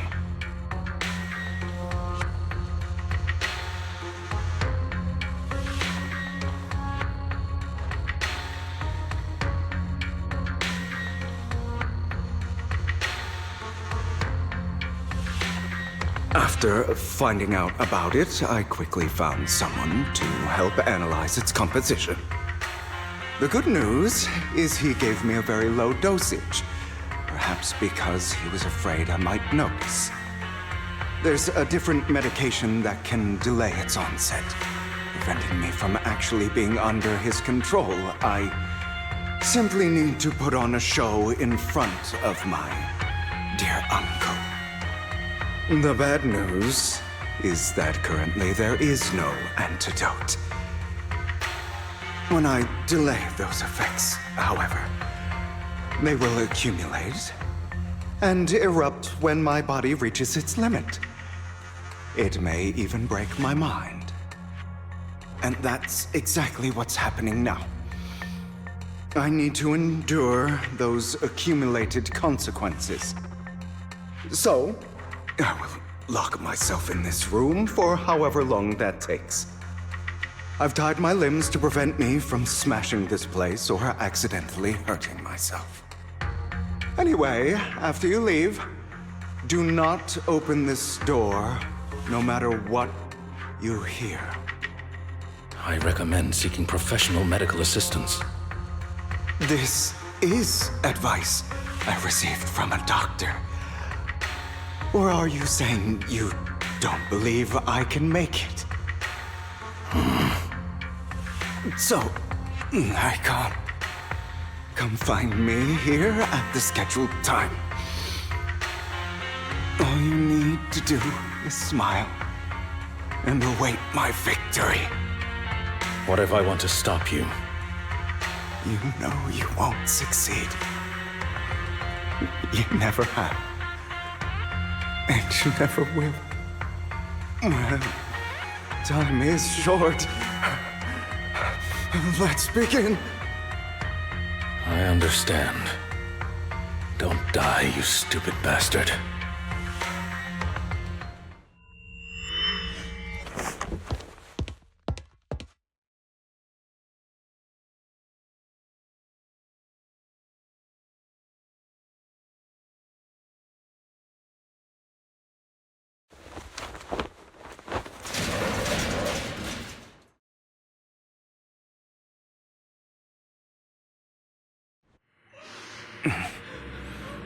Is this because the side effects haven't worn off yet? Lycaon's late. I'm surprised. Or is something wrong with time itself? Looks like someone's over there. Might as well go ask.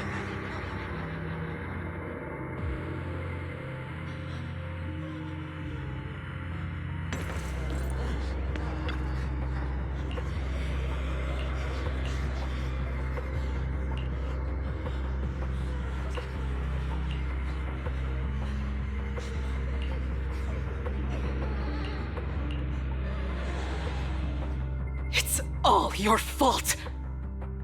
I wish I had never given birth to you!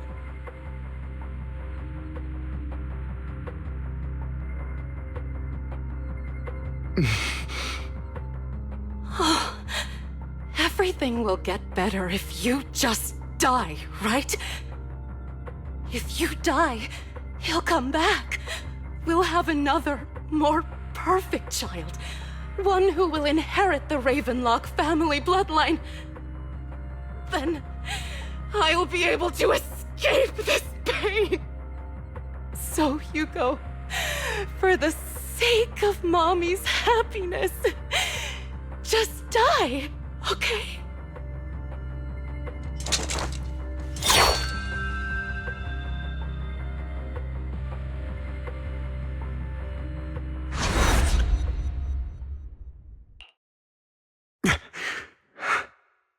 So, I wasn't awake yet after all.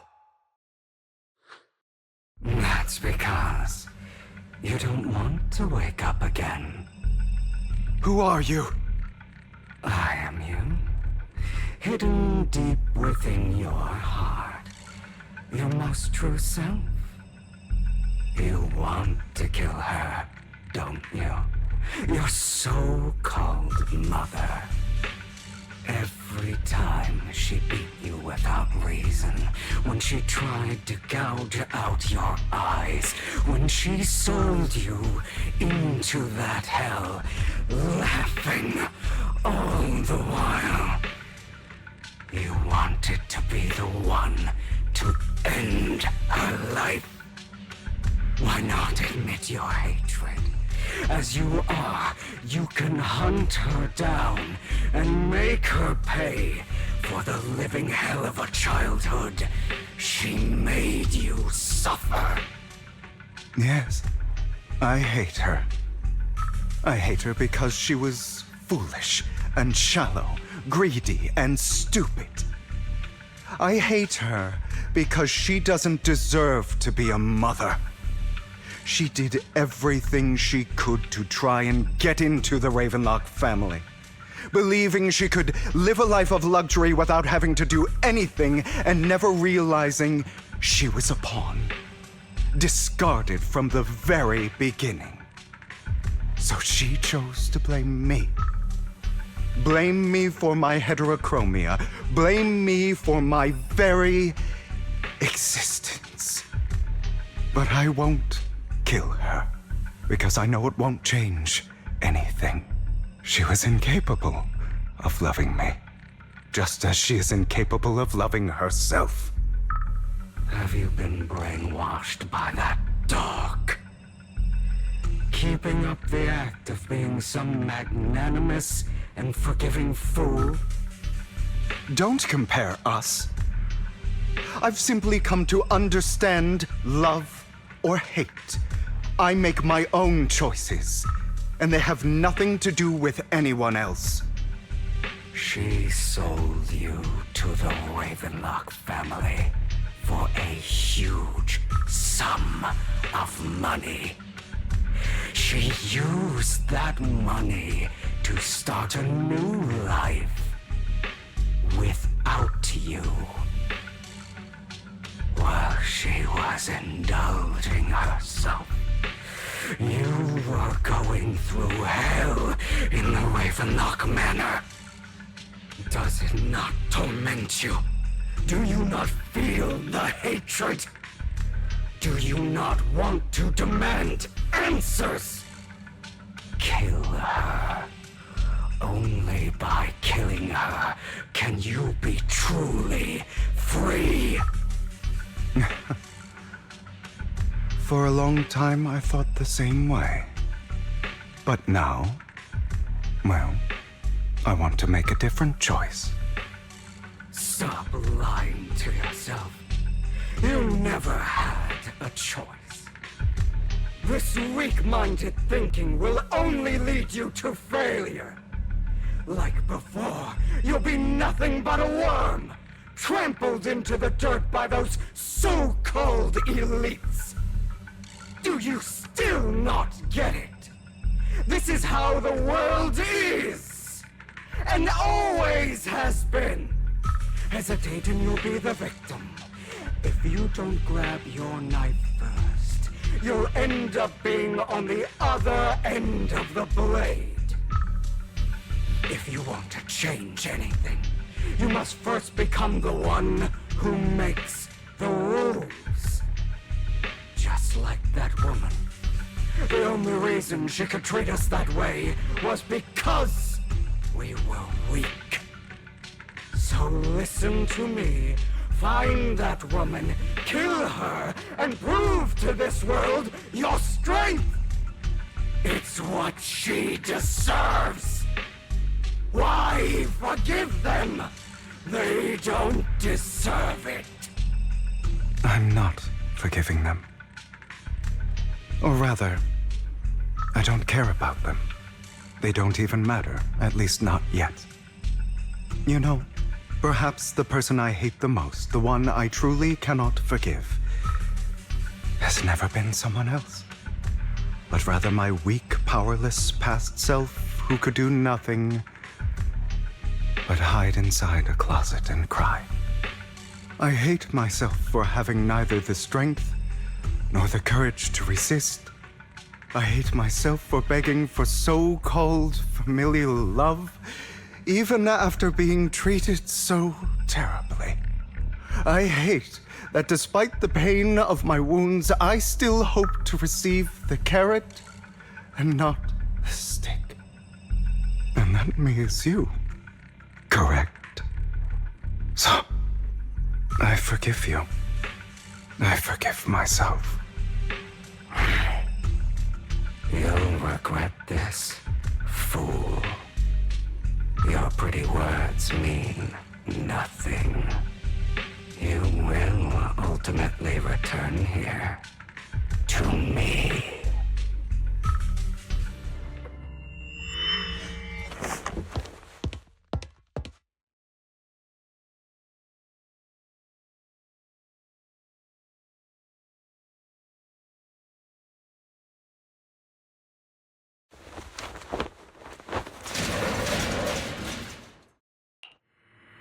I see. This is still an illusion. I wonder who's going to show up this time.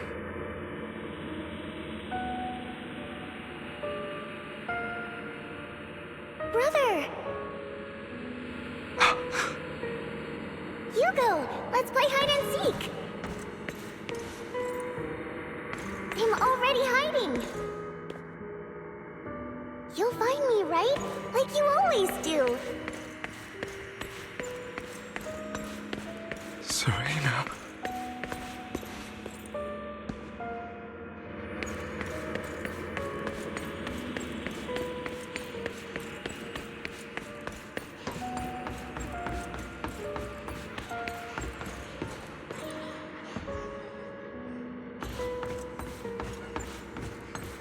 You're looking in the wrong place.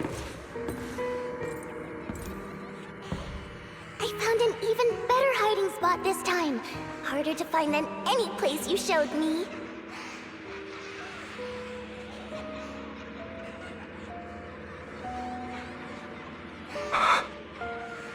Hey, Hugo. Do you ever wonder why I had to die? It was because of me. That's right. It was because of you. It's all your fault. If only you didn't exist, I wouldn't have had to suffer.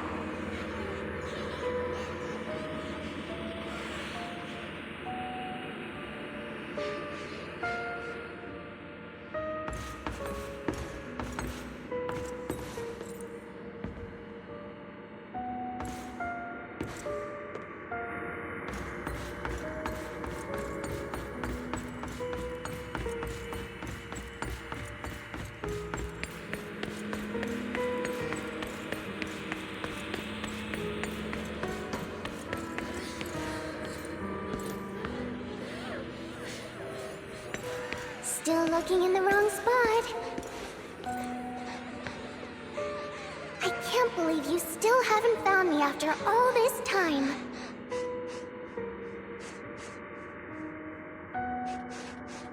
Have you forgotten about me?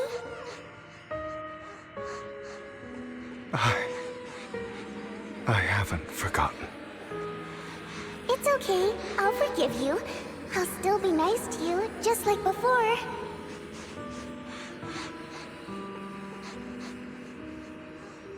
I was the only one who was ever nice to you, wasn't I?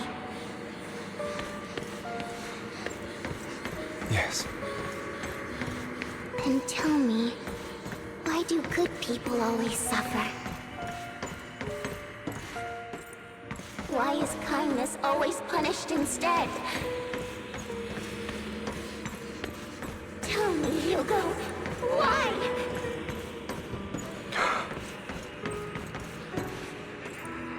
Hugo, are you lost? Go back the way you came. I left you a surprise there.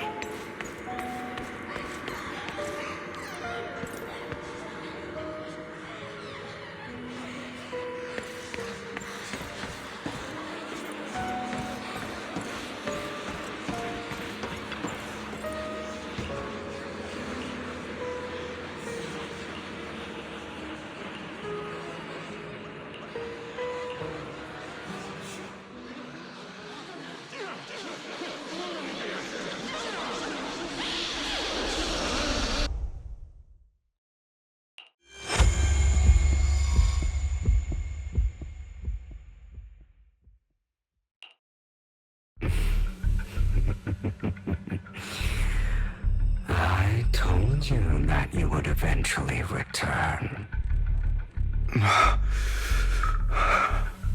We meet again, my friend. I told you, I am you. The side of you that you've always tried to deny existed. Of course. I know. This time it's about Serena. Right? Yes. Your half-sister. And the only child in the Ravenlock family who was kind to you. Unfortunately. It was her kindness that led to her untimely death. It was my fault. I don't like the way you blame yourself. Because that means I'm to blame as well. And I don't think I did anything wrong. Your mother sold you to the Ravenlocks. And your father, he saw your talent and wanted to use you to push the other children into competing with each other. My brothers and sisters wanted to get rid of me from the moment they first saw me.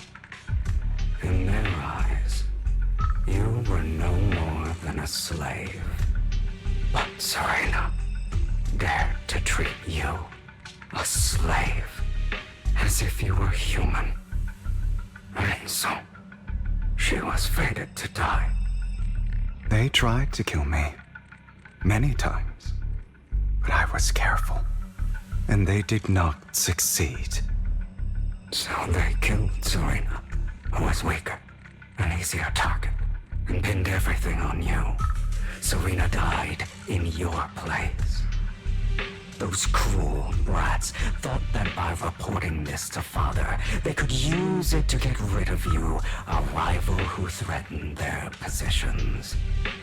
Yet, not only did Father not blame you for the incident, he praised you for it. In this world, only the ruthless, cruel, and merciless can stand at the top. And that's exactly what you managed to live up to, no? You found a perfect opportunity thereafter to catch the ringleader of the group who framed you and almost beat him to death.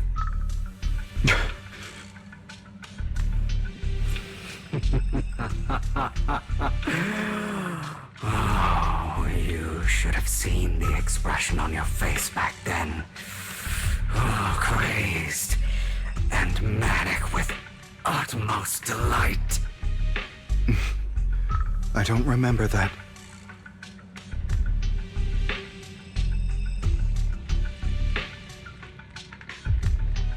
Here you go again, trying to deny your desires. Deep down inside, you've always wondered, asking yourself why these evil people never got the punishment they deserved. Why the world is so unfair. Don't you want to rip them to shreds? Just like that day when you beat that boy's face into the dirt until he was barely recognizable. His disgusting blood staining your fists. Recall your exhilaration, your cathartic release of rage, that outpour of hatred.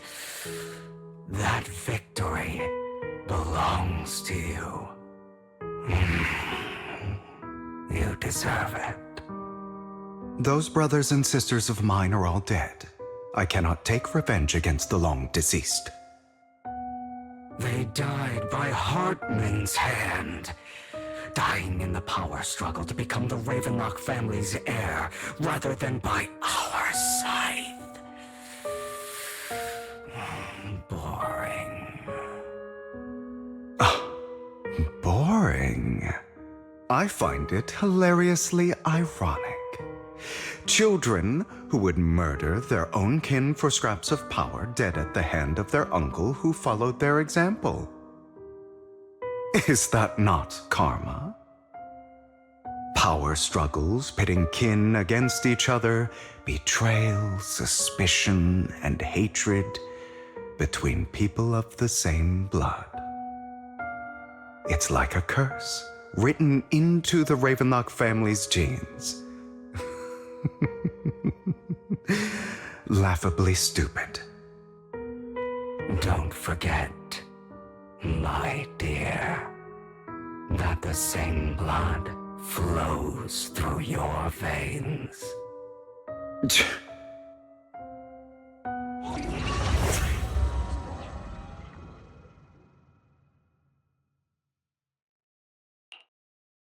That's right, my dear nephew.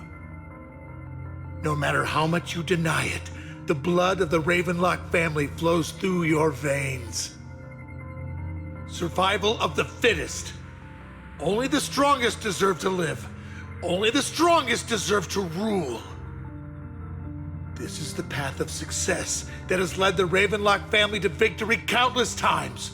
A blessing and a curse etched into your flesh and blood. As long as you live, you'll never escape the mark of family. You are destined to one day become someone like me, like your father.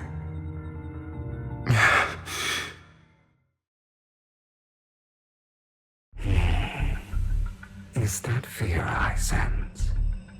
I can see you trembling. Why does the Ravenlock bloodline terrify you so? I won't become like my father. Never. You won't become a failure like him. So relax. Our power eclipses him, and so does our ambition. So, do not deny your own desires. Do not resist your own ambition. This is the talent you were born with. The best gift fate has ever given you. Admit it. Deep within your heart lies a spark, yearning to ignite a raging inferno that will burn everything down. And I am that spark.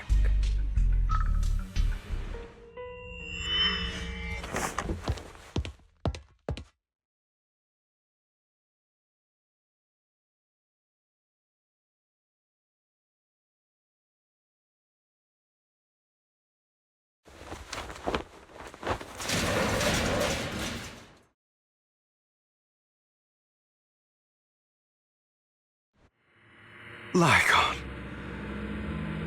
Never thought I'd be this genuinely thankful to see you.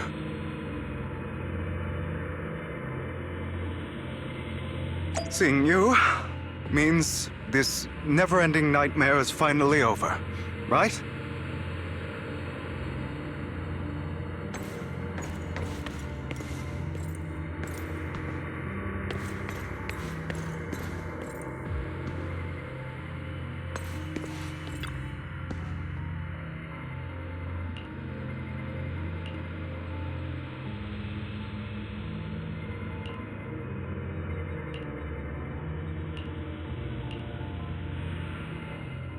I don't want to hear something like that from you.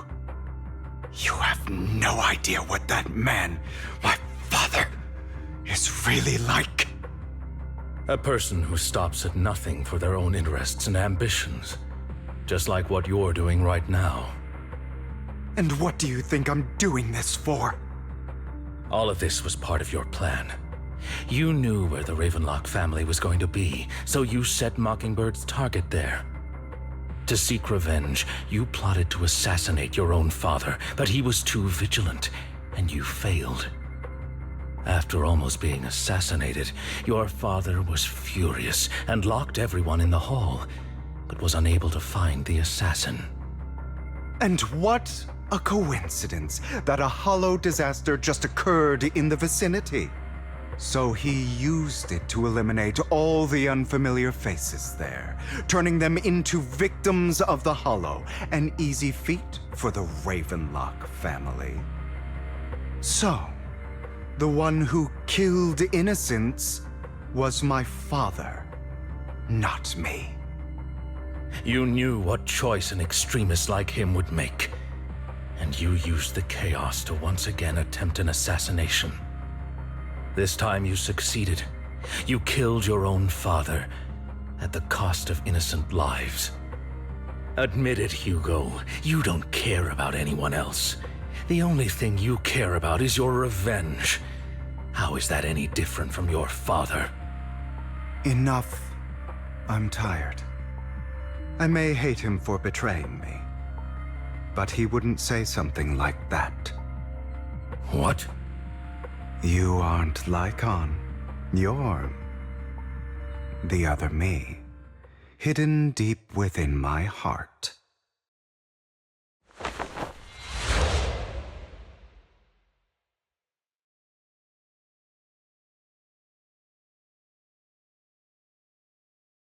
I've been waiting for you, my dear. It seems you've already grown accustomed to this place, even turning the tables on me. Just as you said, you are me, and I am you. There's no such thing as having an advantage over oneself. We are ultimately one and the same, forever inseparable. Then you should know what I want to say. When you and Lycaon split, you didn't even try to clear up the misunderstanding, didn't deny or argue against what he said. Because you realized that deep down, he was right about you. You just hadn't acted on it yet.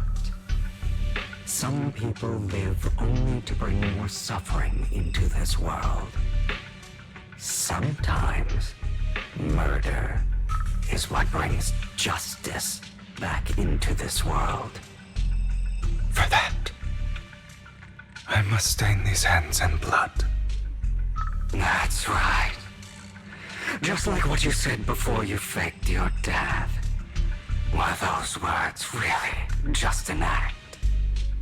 To slay the dragon, you must first become one with sharp claws, rending fangs, and strength enough to destroy anything. You know the truth better than anyone. If you hadn't hesitated and instead seized the first opportunity to kill your father, none of what followed would have happened. Innocent civilians wouldn't have died. Your partner wouldn't have lost an eye and both legs trying to save people. And Mockingbird would have never gotten to that point. You can save more people. Save good people. Save more lives than the evil ones you take. I've spent countless hours in regret over that incident. So why not submit to your true nature?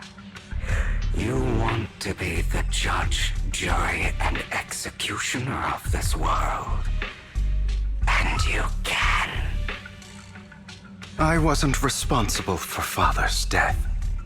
The true mastermind is my uncle, Hartman. His schemes to kill the head of the family were all so he could take control. Mockingbird was simply unlucky enough to get caught up in it. So, for a behemoth like the Ravenlock family, with its roots so deep, a single person's death, regardless of who that person is, wouldn't change anything. Of course, whether it's Tops, the Mayflower family, or even the entire world, it's actually all the same. I refuse to be dragged down by pointless hatred any longer. You foolish, stubborn idiot. Do you understand the power of hatred? Have we not come this far precisely because of it? Or are you going to follow Lycaon and Jack's twisted logic? Come on. You don't actually trust anyone? Otherwise, why would you hide this whole scheme of faking your death from them?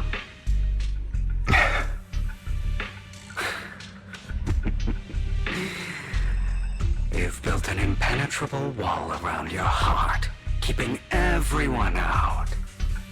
Of course you are right to do so. No one in this world can be trusted. Always. All you'll receive is hatred from your own blood and no love. Suspicion from your companions, and betrayal that comes all too easily. But the most ridiculous thing is that you want them to trust you. You stay silent and long for them to notice your suffering. You yearn for your companion's understanding and trust. Idiot. That's why you are incapable of exploiting them for your own ends. You care about their safety even more than your own. But remember, only the weak need companions. And we are children born from hatred. We are different from them. I will never be like them, and I don't need to be. Come, let me show you what powers we can wield. But you are me, and I'll never lose to myself.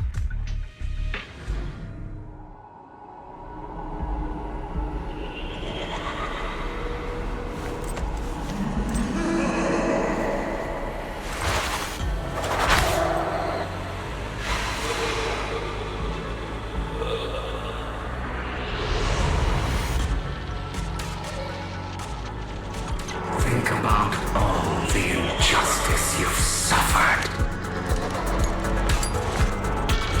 If you choose to forgive, you're betraying yourself. You know that. Letting you consume me would be the real betrayal to myself.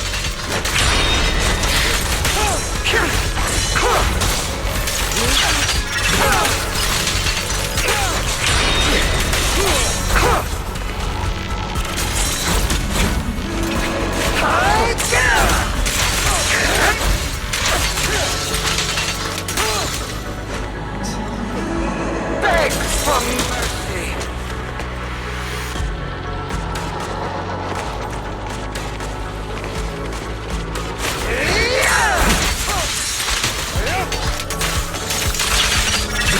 You're just afraid to admit it.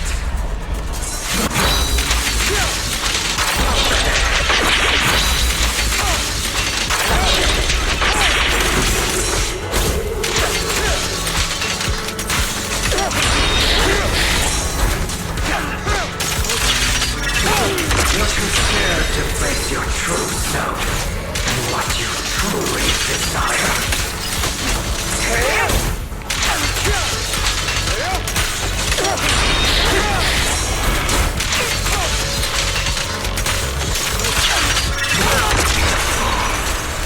Are you trying to kill me? You think you can just get rid of me? Without me, you are nothing. For what it's worth, thank you. Don't be afraid.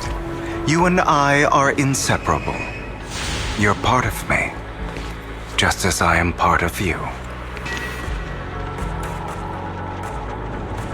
Fancy words won't change anything.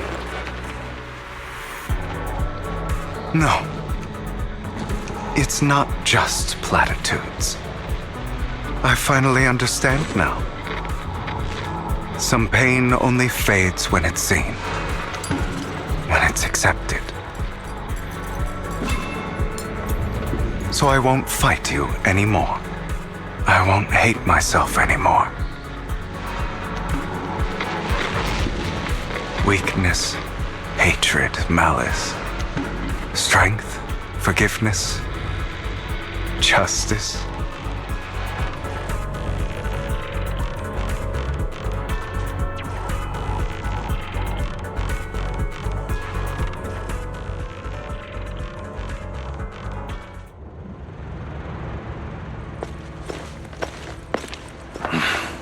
Hugo, it's time.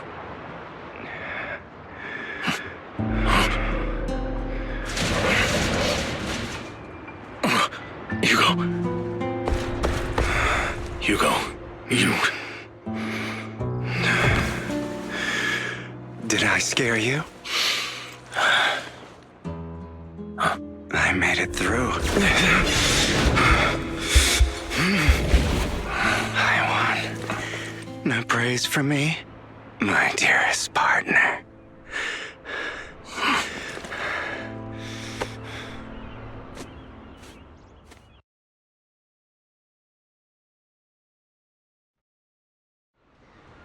This is just like what I saw in my dream. I guess there are still some lingering side effects.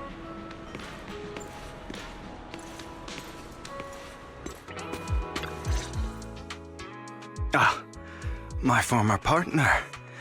You're still as punctual as ever. Are you sure you're fully recovered? How about we fight? And I'll show you how recovered I am. I refuse to fight someone who is in need of medical attention.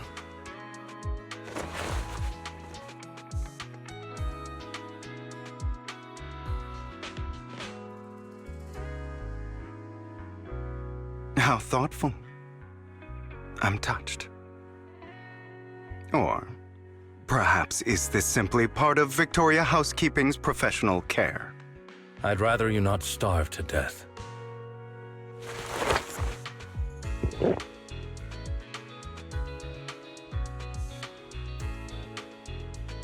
Not to your liking. I'm fairly certain this is the same kind as before. No. I've just gone too long without food. It feels a bit uncomfortable. Either way, thank you. Now tell me, what exactly happened in the warehouse? Just going a bit crazy from... you know what? Were you expecting anything else? But... I did have a very long dream. A dream about many things from the past. If I had to put it into words, it would be like giving myself psychological therapy. You seem like you could benefit from some too. How about it? Want to book a session with me? Trust me, I'm a pro. Seems you really have recovered. Well, of course.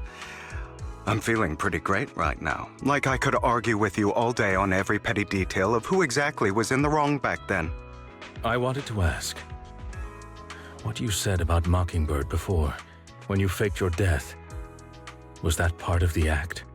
Oh, you mean the part about how Mockingbird has never really changed anything or saved anyone. I didn't expect you to still be so hung up on this. Interesting. After all, it was you who chose to betray Mockingbird. To betray me. Just as I said before, I never considered Mockingbird a failure. Perhaps Mockingbird deviated from its origins, but it has its value. You shouldn't reject the things you've done. Or Mockingbird. I have contemplated this before. Yes. Mockingbird has helped some people and has genuinely managed to cause trouble for those who abuse their positions of power for evil. Yet those in high positions still possess immense resources, and the people we helped remain destitute and suffering. willing to become slaves to those in power for scraps. But just as you said, even if what we did was childishly idealistic and flawed, as little as we actually achieved, even the slightest change is by no means meaningless. Nothing holds more value to me than Mockingbird.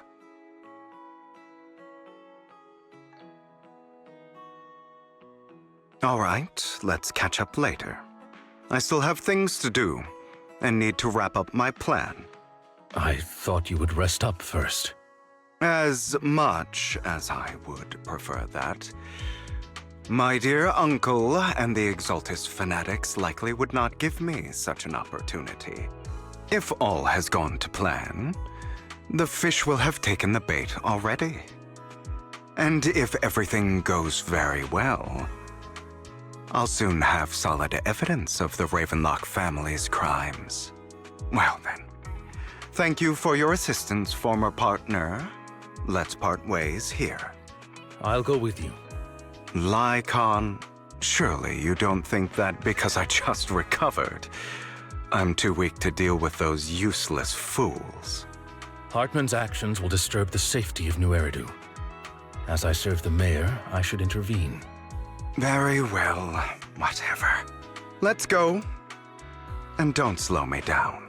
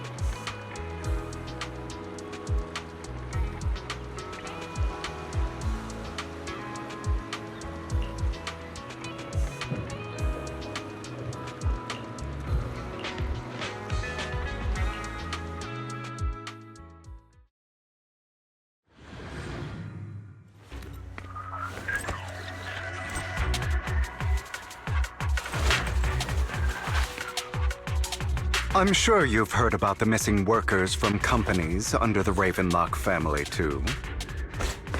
Incidents.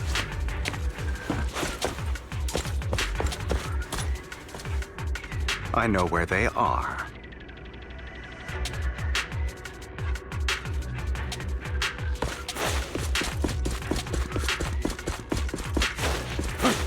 Those are Ravenlock's men.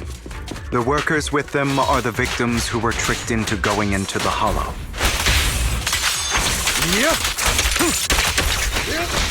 Say no more. Come on, let's get them out of here.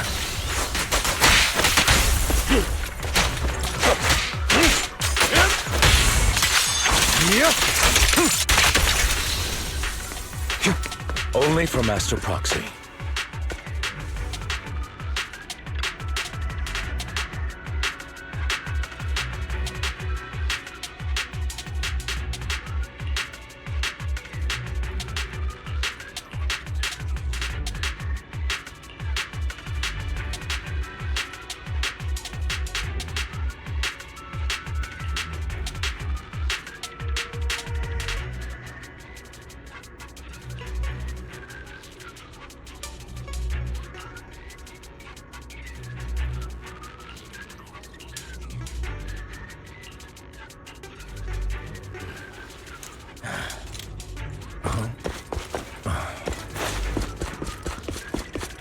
Ugh, bunch of nobodies. Annoying as hell. Kill them! You're welcome to try.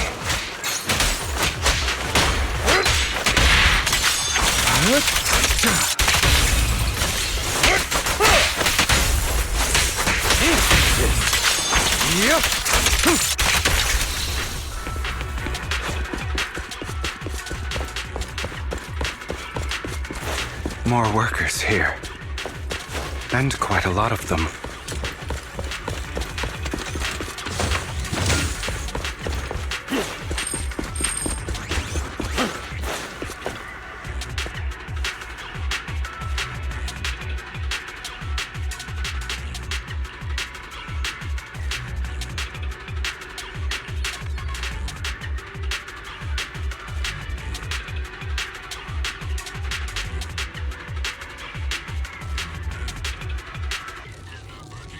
Is Hartman behind this, too? Of course. He threw them into the hollow like offerings for the Exaltists. To him, those workers are just another resource, no different from the ether his company mines in the hollow.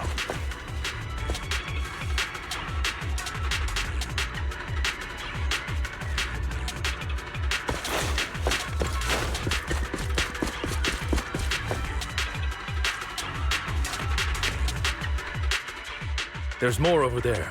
Let's hurry. It's different this time. Don't rush in.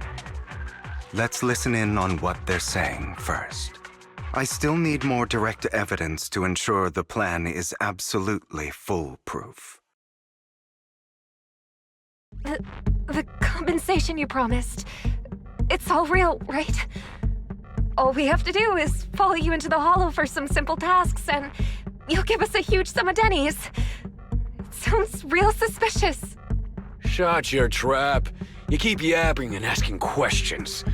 If this is all so suspicious, why were you so eager to sign up for it? Because I don't have a choice. My daughter was previously caught in the hollow disaster and suffered severe corruption. The treatment costs have completely drained our family's savings. So that's why... It's the same for me. A serious illness at a senior age. I need the money. Who would risk taking a job like this unless they were desperate? I'll do it. No matter how suspicious. As long as I can get paid, I'll do anything. Even risk my life! Wait, you people from the Ravenlock family, you're part of a big company in Tops. You wouldn't go back on your word, right? Don't worry, you'll get every denny you were promised. But before we start, you all need to take this medicine first.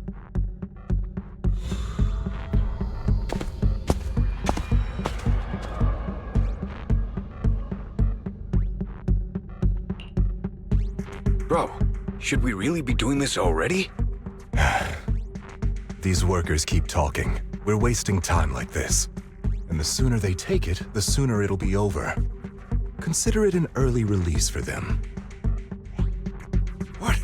You didn't say anything about having to take pills before. Look, this is good stuff, all right? It'll increase your ether aptitude. There's tons of people who'd kill for something like this. Exactly! You'll be working in the hollow for several hours. This is essential medication. You have to take it before we continue. If you refuse, then you can forget about the job. Of course, you won't receive the compensation either. Lycaon, what are you doing? Rescuing those workers, of course. There's clearly something off about those pills. We can't let them take them. Now is not the right time. As I said, we need more evidence to ensure the plan works. And as I said many years ago, you can't exploit innocence to achieve your goal. So that's how you see it. If that's not what you want me to think, then explain everything to me. All right. It's a little complicated, but simply put, these workers will be fine. Of course, it's your choice to trust me or not. But if you try to rush in, I will stop you. I trust you.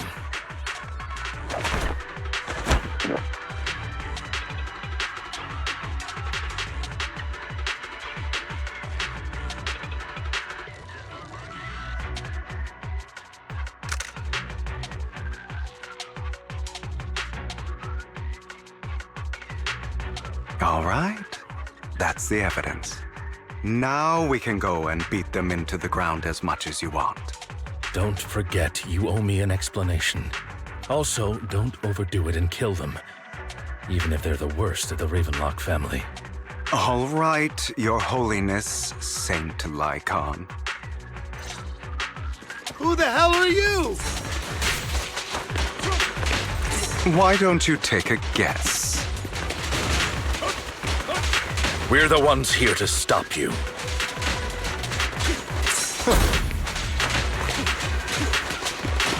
Can't remember the last time we worked this well as a team.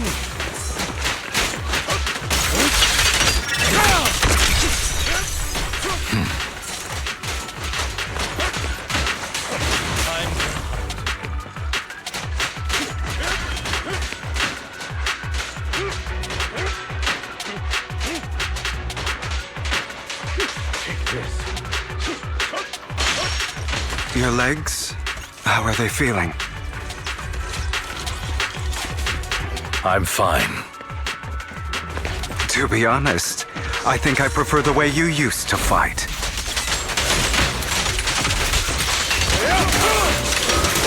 You had a lot more aggression. I've merely learned to control my strength. The end is nigh. When I need to be aggressive, I will be. Let order and madness dance.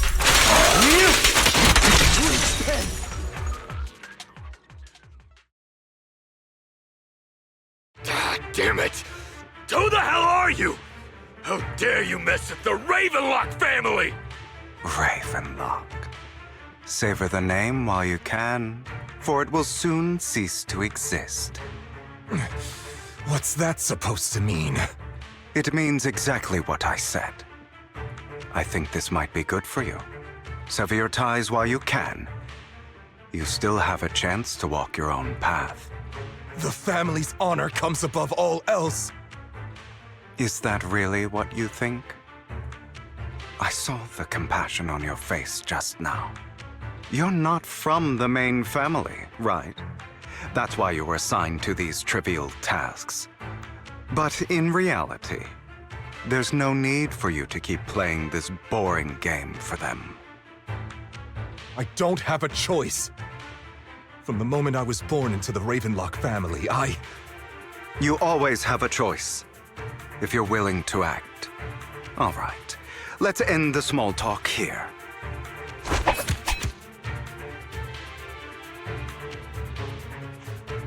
Don't worry, Lycaon. I didn't hit them too hard, just enough to keep them quiet. How's that? My acting's pretty good, right? As always, a certain someone should take some lessons from you. I'll leave the rest to you then. Okie dokie.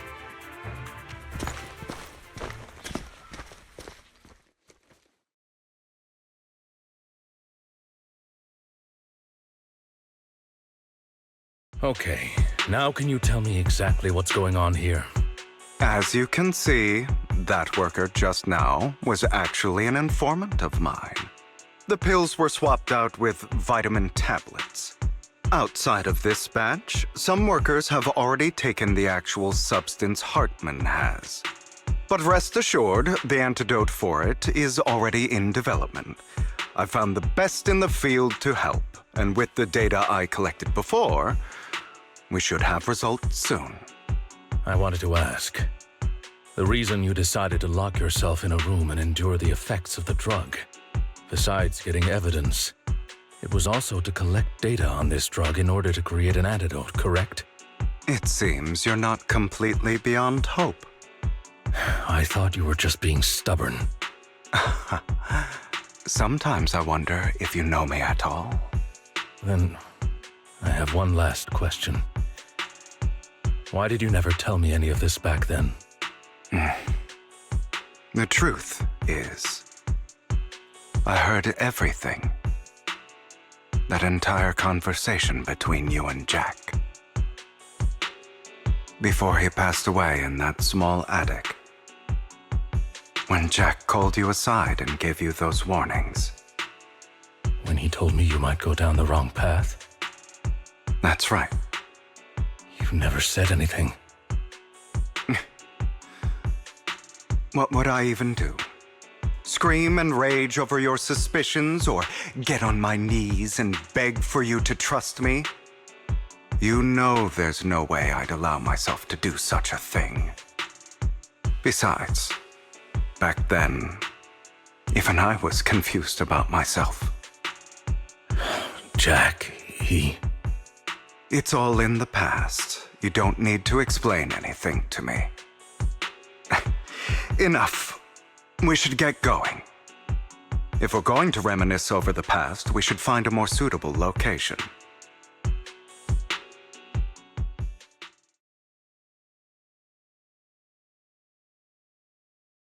Lycaon? That incident back then. I didn't do it.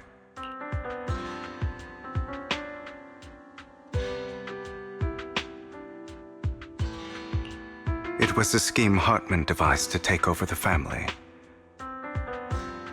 It was Hartman who killed my father, too.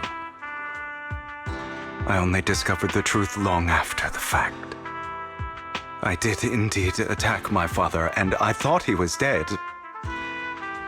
But he wasn't. I couldn't kill him.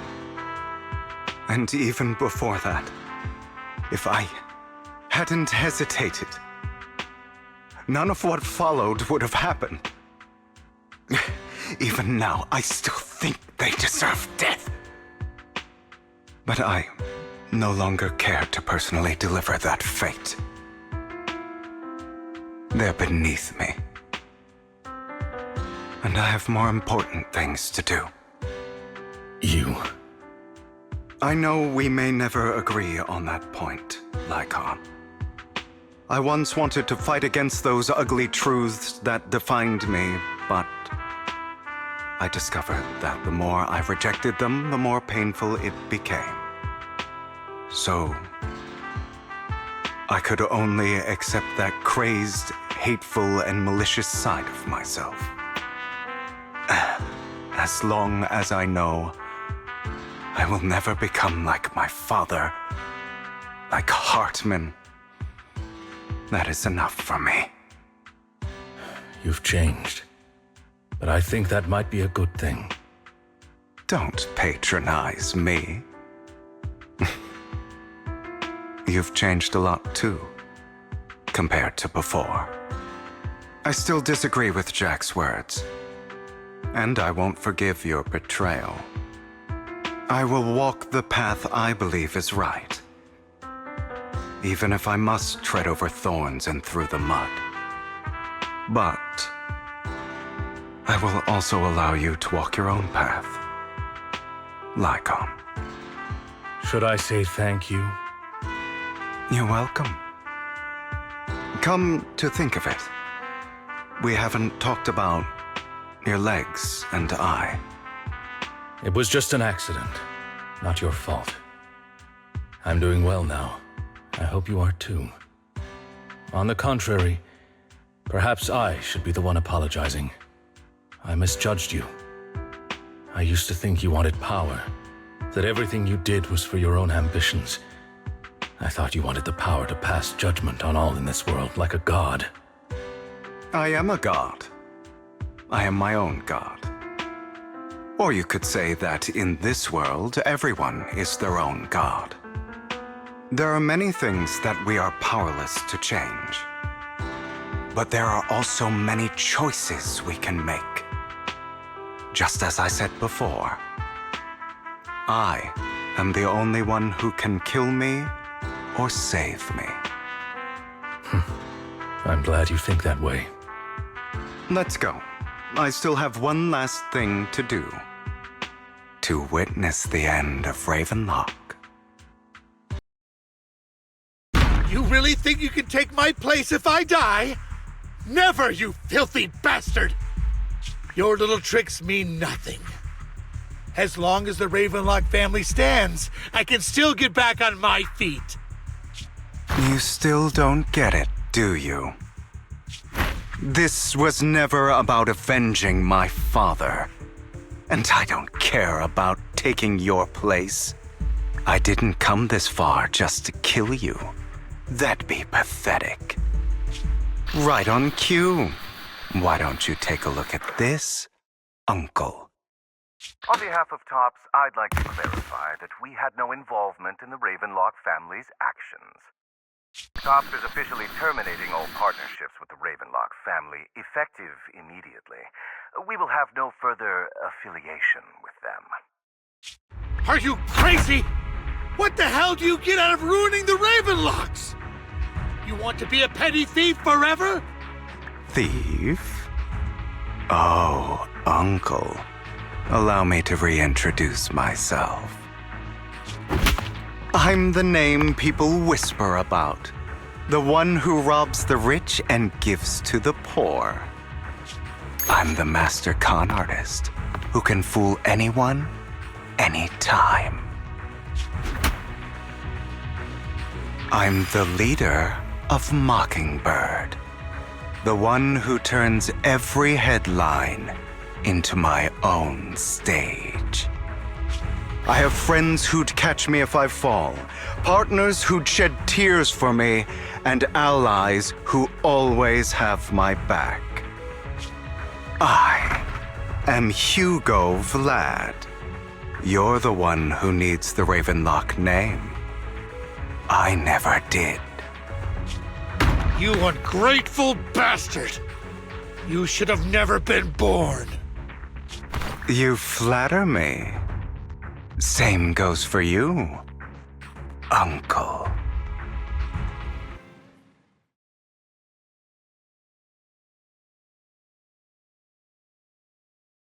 You've done well, Vivian.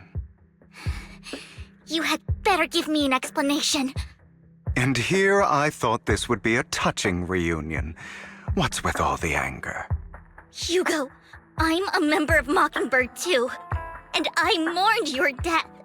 Listen, Vivian. I don't want you or the people you cherish to get caught up in danger because of me. I've always been selfish, so I don't hesitate to use you all as variables in my plans. But it is because I am selfish that I also don't want my failures to affect my treasured companions. In any case, if you were in the same position, would you not make the same decisions? Lycaon's taking care of everything outside. We should go. Also, Belle, thank you. And I'm sorry for the whole act where I threatened you. It was the only way for Hartman to drop his guard against you and leave you be. I, Hugo Vlad, am forever indebted to you.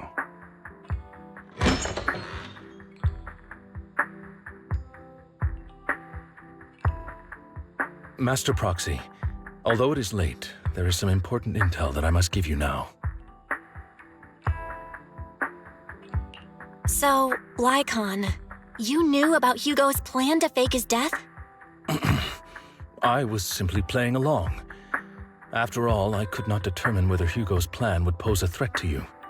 You are a student of the mayor's late friend, and I am obligated to protect you. You still have that habit of finding awkward excuses when you're embarrassed. Mr. Hugo Vlad, if you have any important intelligence to share, please do so with haste. I need to return to rest before midnight.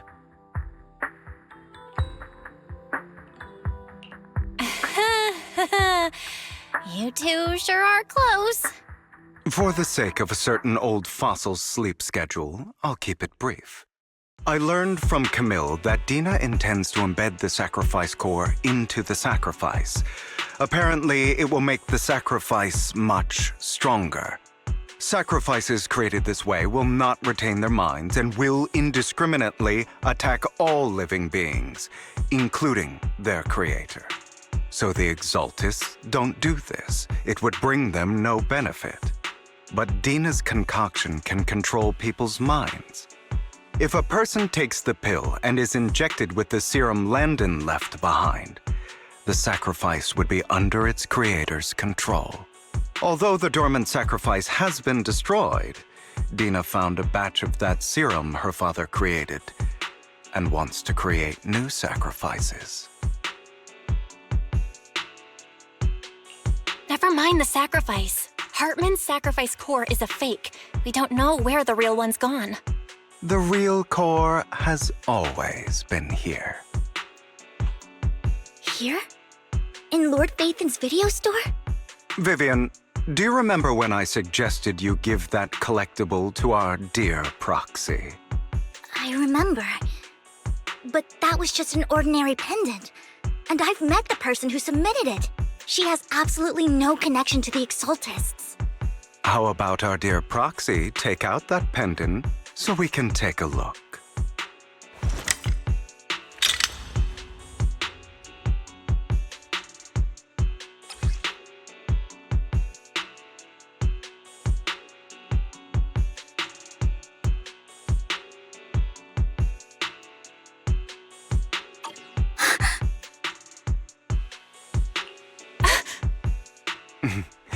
I'll take your surprised expressions as a compliment for my little trick. I will hand over this core to the mayor as agreed. Since he fulfilled his promise to protect Vivian and the manager while I was pretending to be dead, I won't go back on my promises. No wonder the mayor would promote rhetoric favorable to Mockingbird. I can't believe I thought he was actually being sincere. Since we have the sacrifice core, all we have to do now is stop Dina from using innocent people to make more sacrifices. Yes, and we need to destroy the last batch of Landon's serum. Hopefully with no options left, Dina will give up her obsession. All right, that's the important stuff. I'm going to go and confirm where Landon's serum's been stashed. I'll contact you again once I have something.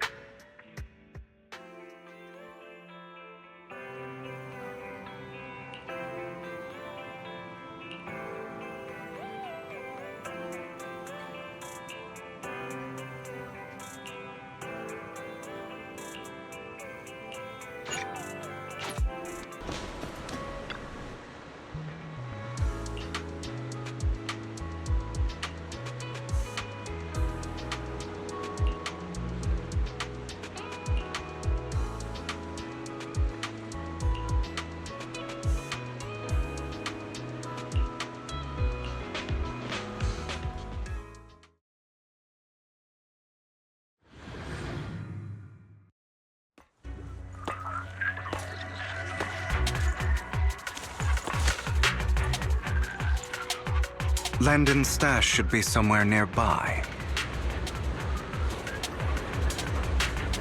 I did some digging. Some of the missing workers were brought here too. Would you like to stand under my parasol with me? Dina's getting ready to make her move.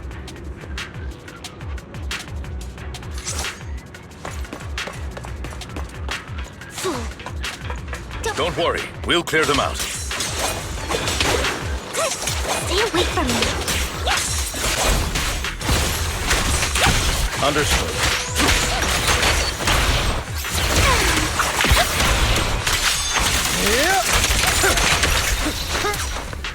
Oh my. They're trying to destroy the goods! Stop them!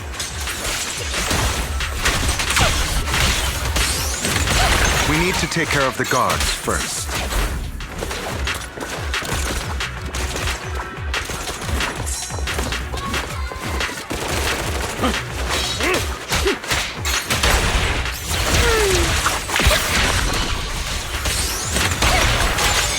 Yep.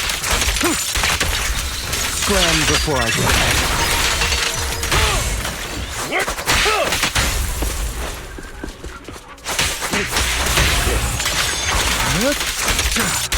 Some of the serum is stored in this warehouse.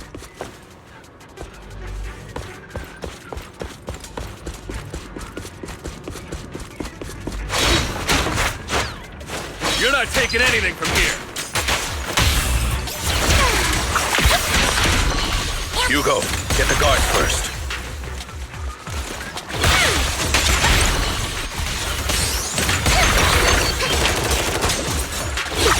You just stepped into your own grave!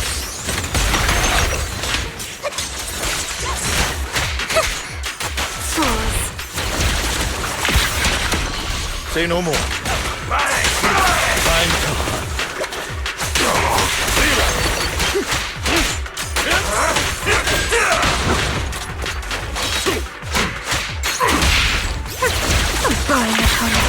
It's for flowers that bloom on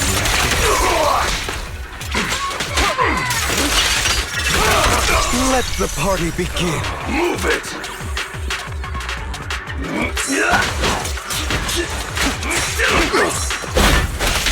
Amateurs. Truth is a beloved fairy tale. A deep clean.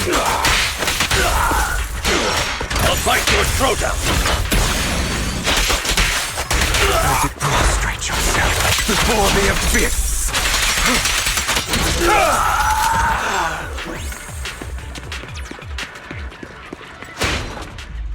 More of Landon's serum survives than expected. Fortunately, since they're still here, it means Dina hasn't executed the final step of her plan. There is likely a lot more stashed around here, and we have yet to locate the missing people. Our actions here won't go unnoticed. Perhaps they're making plans to deal with us on their side.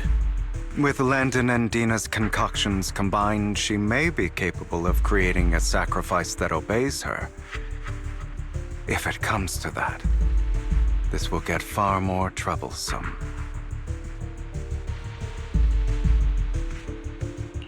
How about we split up? Hugo and Lycaon will destroy what remains of the substance around here, and Vivian and I will go search elsewhere. Very well. Let's go with your plan.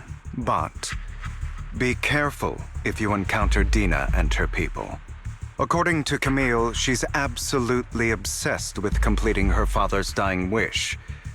Who knows what she may try? Let's part ways here for now. And perhaps the other manager could use EOS to guide us. Sure. I've been feeling better these past few days, so just follow me. It's only now that I realize how fortunate we are to have two Lord Faithins. Although, I feel like our work's doubled. In the past, Belle and I would only ever work on the same route. Greater power means more responsibility. And in any case, I'm sure the mayor would be able to provide double compensation. He's a very generous person, after all. Right, Lycaon? I will request additional compensation from the mayor. Compensation is just one aspect. It's one thing with Belle being in the Hollow in person, but now with us working on separate routes, I can't help but worry even more for her safety. Oh, but I trust in your abilities. I'm just not quite used to this.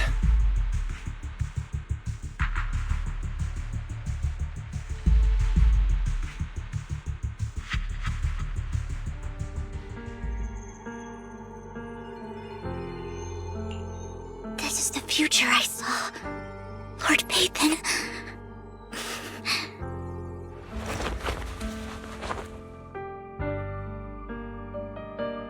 I'm sorry.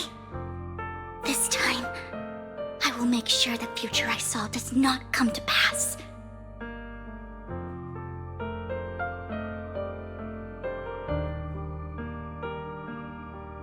I don't want to bring you misfortune. That's all I wish for.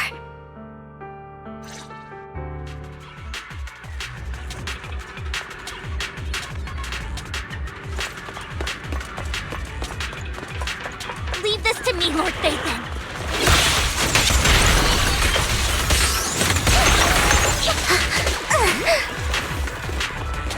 Notice me, Lord Phaethon.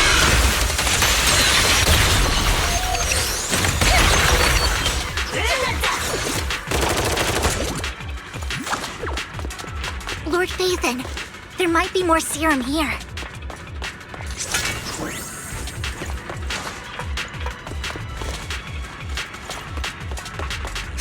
How dare you steal from Lady Dina!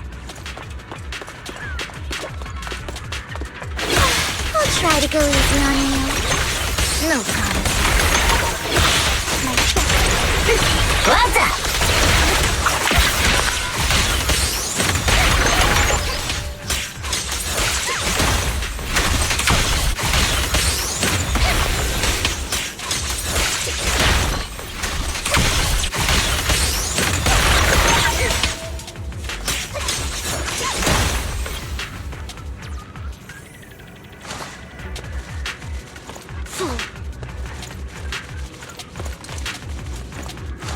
There are containers by the fissure.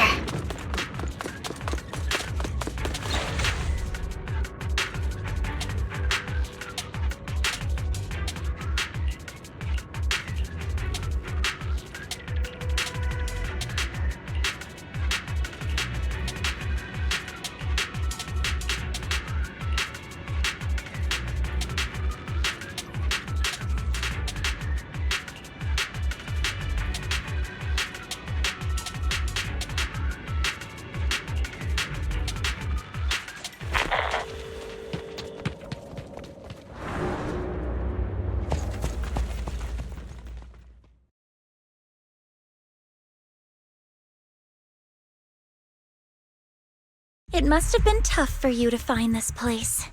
Vivian, if you had stayed out of it, I wouldn't be so eager to get rid of you. Those people have been taken to safety. You're all out of options.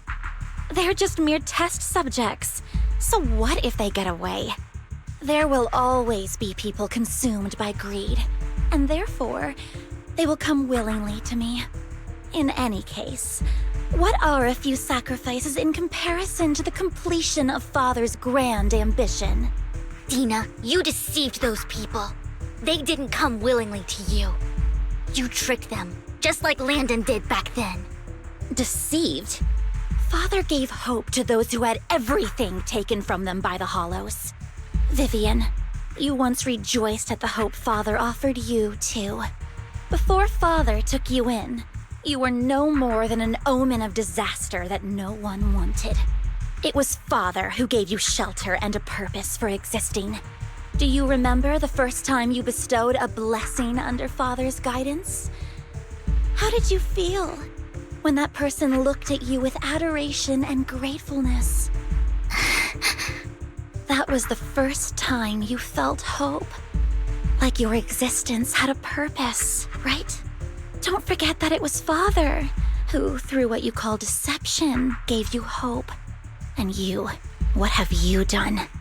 You basked in Father's attention and everyone's adoration, only to destroy everything. Do you think that by leaving the Exaltists, those people will live better lives? Of course not. Those who suffered under the Hollows will only continue on as walking corpses, without the hope Father gave them. Do you really think you're some sort of savior, Vivian?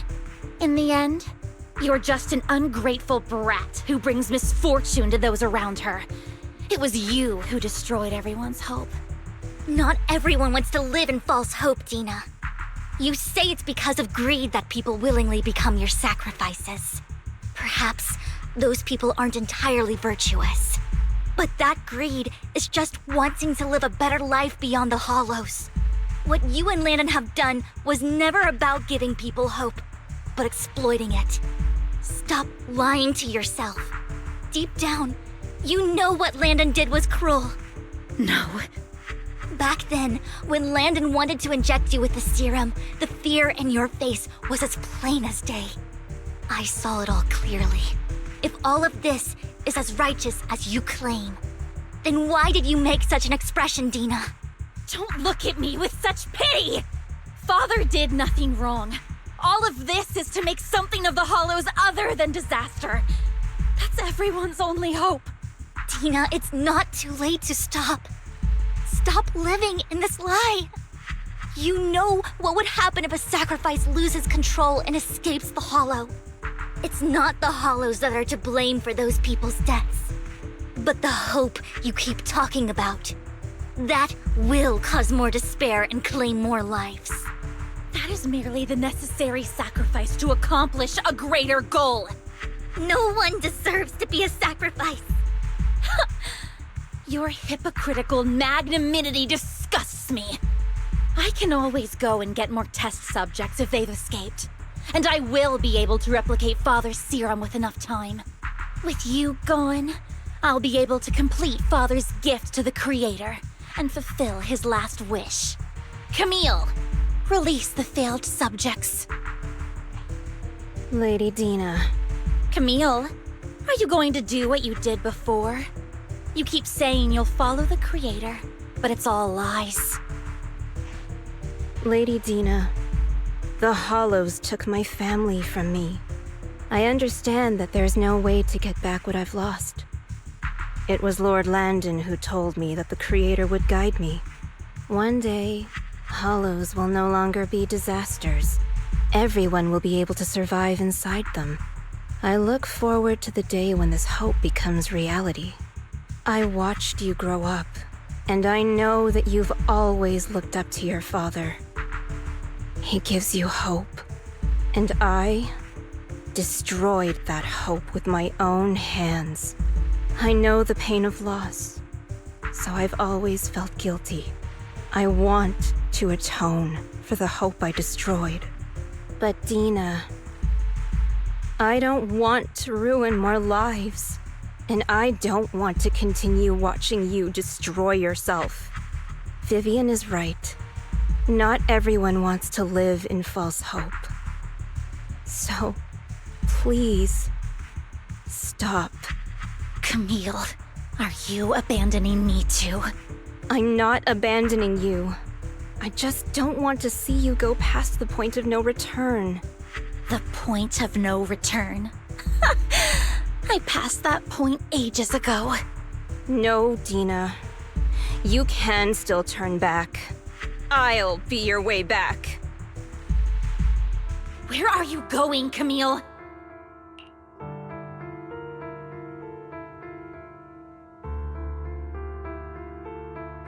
I made a deal with Hugo and the mayor. If someone needs to take the fall for this, let it be me. I did it. All of it. I've been forcing Landon's only daughter, Dina, to research how to create sacrifices. I colluded with the Ravenlock family for my own gain. Everything Dina did was under duress. Since I've kept her captive for so long, she doesn't have the skills to survive as an independent member of society. She'll need a caretaker and teacher. Someone who will look after her and educate her. No! I refuse, Camille! I refuse to accept this! Dina, I'm going to dispose of those failed subjects. I won't allow it! You'll die! I won't allow it! You can't leave me. I command you!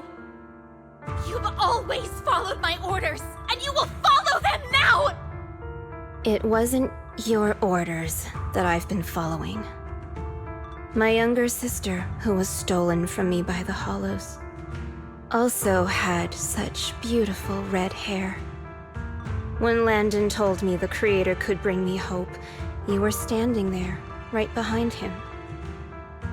I was certain, then and there, that this was the hope the Creator had given me. Start over, Dina. You still have so long, so much time. You'll make friends, find people who love you, and make many beautiful memories. That's not what I want! Camille, you're not allowed to die! I won't allow it! I won't allow it! Goodbye, Dina. And I'm sorry, Vivian.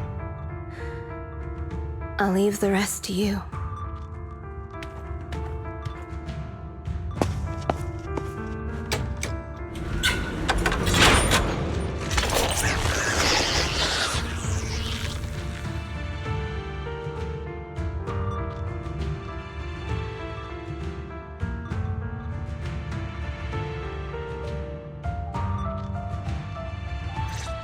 Let's take out these ethereals first. We can't let Camille's efforts go to waste.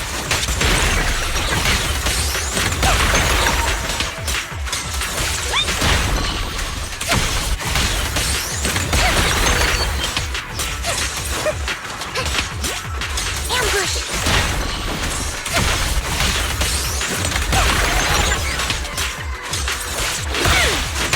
Let's go after Dina, Lord Phaethon.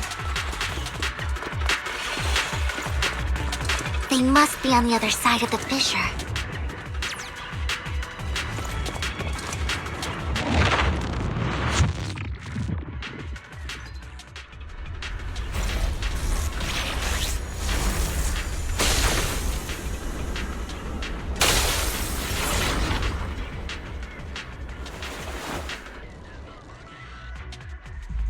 Are you satisfied now, Vivian? You were the one who brought yourself to this point. You're saying this is all my fault. Losing my father, losing Camille. I wish you had never come into my life. At first, when Father brought you home, I was happy. There are so many Exaltists, yet Father never allowed me to get too close with any of them. I never had any friends either. But when Father brought you back, he told me to take good care of you, that you were my first friend.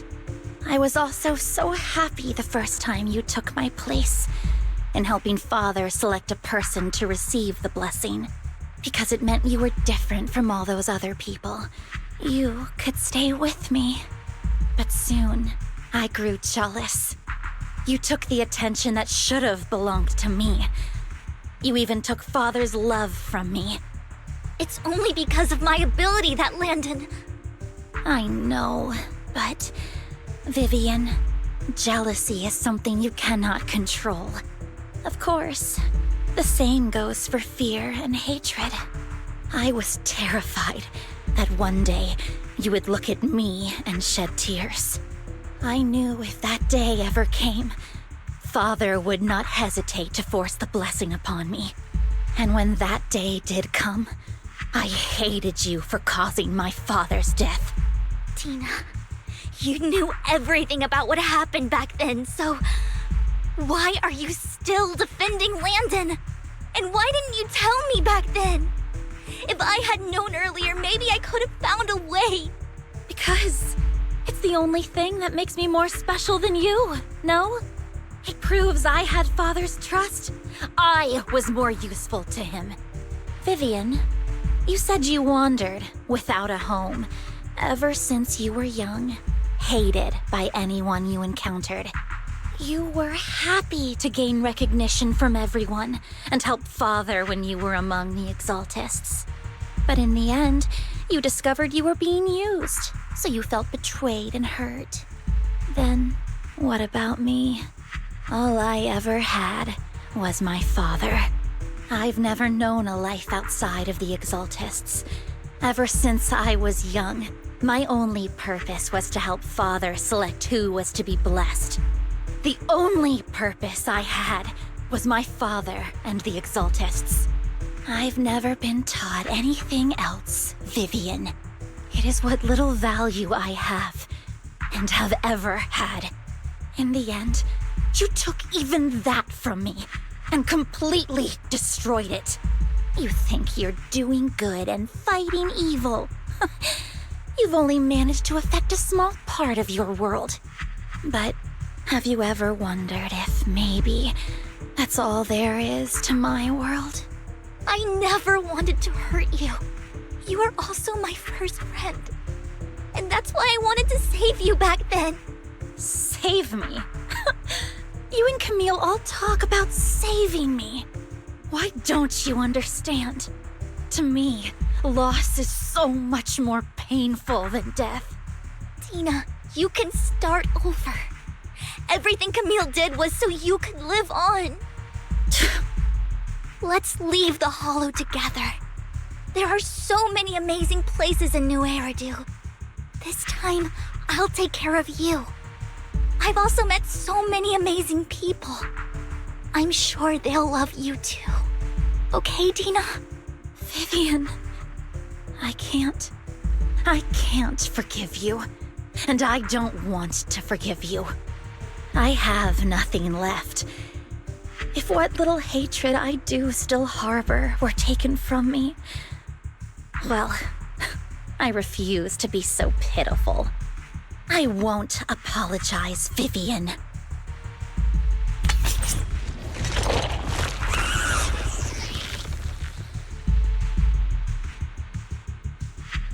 I don't want to hate myself, so I can only hate you for killing my father, and hate Camille for leaving me.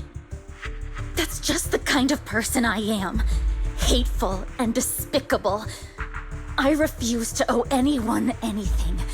I refuse to feel regret. I won't. Vivian, I will keep hating you. I will take all who are precious to you.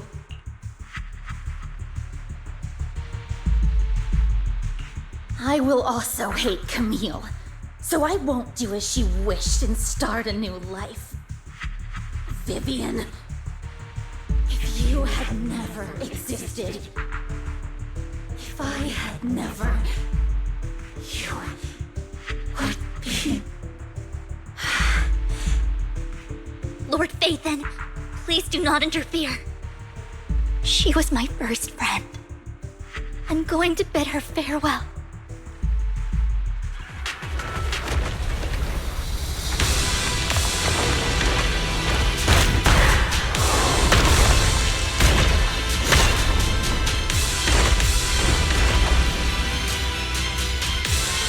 Tina, soon, the game will be over. Lord Phaethon, don't come any closer!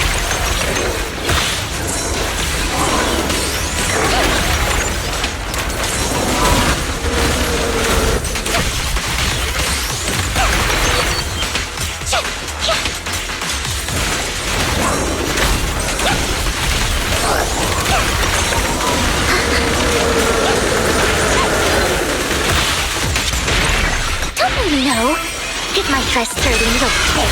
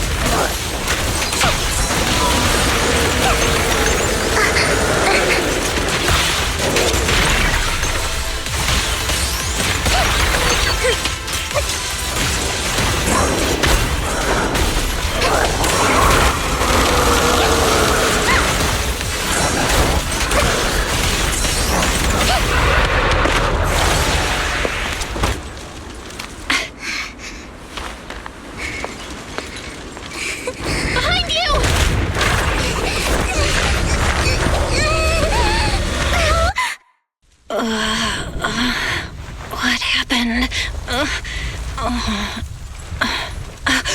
What the... Vivian!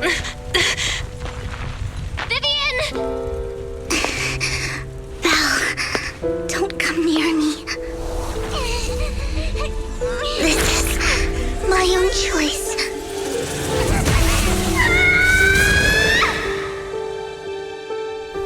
I will change the fate I saw. Vivian! I just want you to remember me when I looked my best. Vivian! Vivian, your body! I'm sorry you had to see me like this, but I don't want to be the one that only brings misfortune anymore. No, please. No. It's so warm, and the night is beautiful.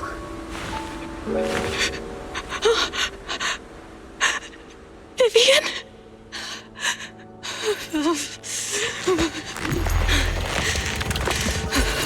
No. It can't end like this!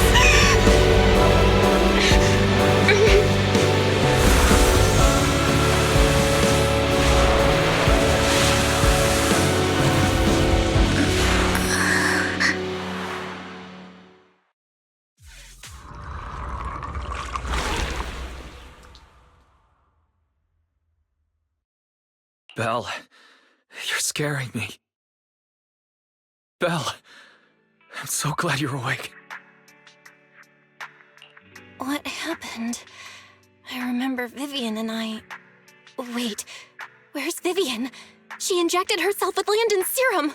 Hugo and Lycaon brought you out of the hollow. You were in a coma and...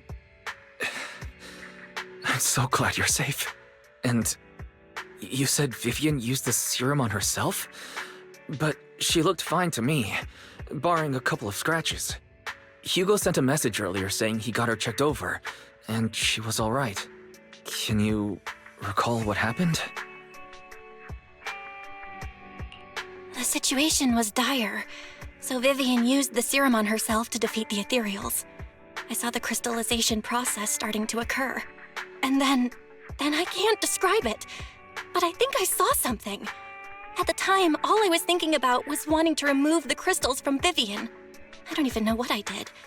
But then I passed out, I guess. What happened after that? When I led Hugo and Lycaon there, it was just you and Vivian lying on the ground. We didn't see anything else. Never mind that for now. Belle, do you feel any discomfort? Just a bit dizzy.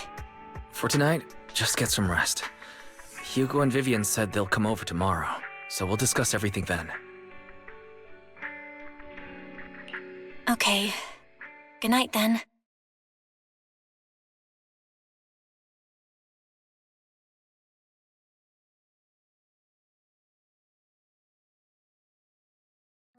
Lord Phaethon! How are you feeling? No headaches? Leg pains? Heart palpitations? Loss of appetite? Vivian? I was just so worried. Sorry.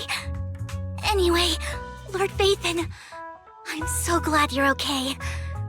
What happened this time was all my fault. You only became an ethereal to defeat Dina. If it weren't for you, neither of us would have made it out alive. So, what happened? Belle said she saw the crystallization process start, but I didn't see anything through EOS. Hugo, Lycaon, did either of you guys see anything strange? Allow me to explain. Miss Vivian told us what happened after she awoke, and the mayor arranged a full medical checkup for her. Based on the results, Miss Vivian indeed shows mild corruption sequela. But if the crystallization process had already started, the lingering effects should be far more severe. To be precise, if the process had already reached the point of mass surface crystallization, it should have taken no time at all to become an ethereal. So, the mayor theorizes that it was the etheric energy within Master Proxy's body that affected Vivian's condition and the surrounding etheric particles, causing Vivian's corruption to recede. Essentially, corruption is a reaction between the etheric particles inside the body and in the surrounding environment. Therefore, it's not necessarily irreversible, just that currently our mainstream method of defense is prevention. How come I didn't know I had this ability? How's it even possible for me to influence other people's etheric particles? That makes it sound like I can manipulate etheric energy at will. Master Proxy, you are special. This is a gift your teacher left you. Our teacher? So this has to do with her? I don't know all the details, so I cannot explain everything to you. My apologies. However, Miss Yixuan might be able to answer some of your questions. She will visit you sometime soon, so please feel free to ask her any questions you may have. She has quite an eccentric personality. If she causes you any inconvenience... If she causes trouble, can I file a complaint about her to you? Master Proxy, you have always been a people person, so I trust you will handle things just fine. That just makes me more worried. In any case, the mayor has asked me to give everyone his most sincere gratitude. Unfortunately, the mayor could not come personally, but has promised everyone a favor. Provided it's within his means, he will offer his unconditional assistance once. There is no time limit on this favor. Unconditional, What if I wanted his position as mayor? If that is what you desire, then the mayor and his subordinates will be first in line to vote for you in the next election. As for the other votes, you'll have to work for them on your own. But should you assume office, I hope you take full responsibility for handling all day-to-day matters and lead by example. By sheer happenstance, the mayor has provided you with a copy of his current assignment, the City Waste Sorting and Processing proposal. Old fox. Well, can I request Lord Phaethon's? The mayor imagined you might ask. I have prepared all the necessary documents, and the ceremony expenses will be covered by the mayor as a gift. As long as Master Proxy agrees, we can sign and process the documents immediately. But this matter requires mutual consent and cannot involve coercion, confinement, or one party's lack of consciousness. Stop! I would never do that to Lord Phaethon! Probably. At least not today. As for you, Master Proxies, the mayor has some sense of what you desire. That said, he hopes you might speak with Miss Yixuan first before you decide the timing of that favor.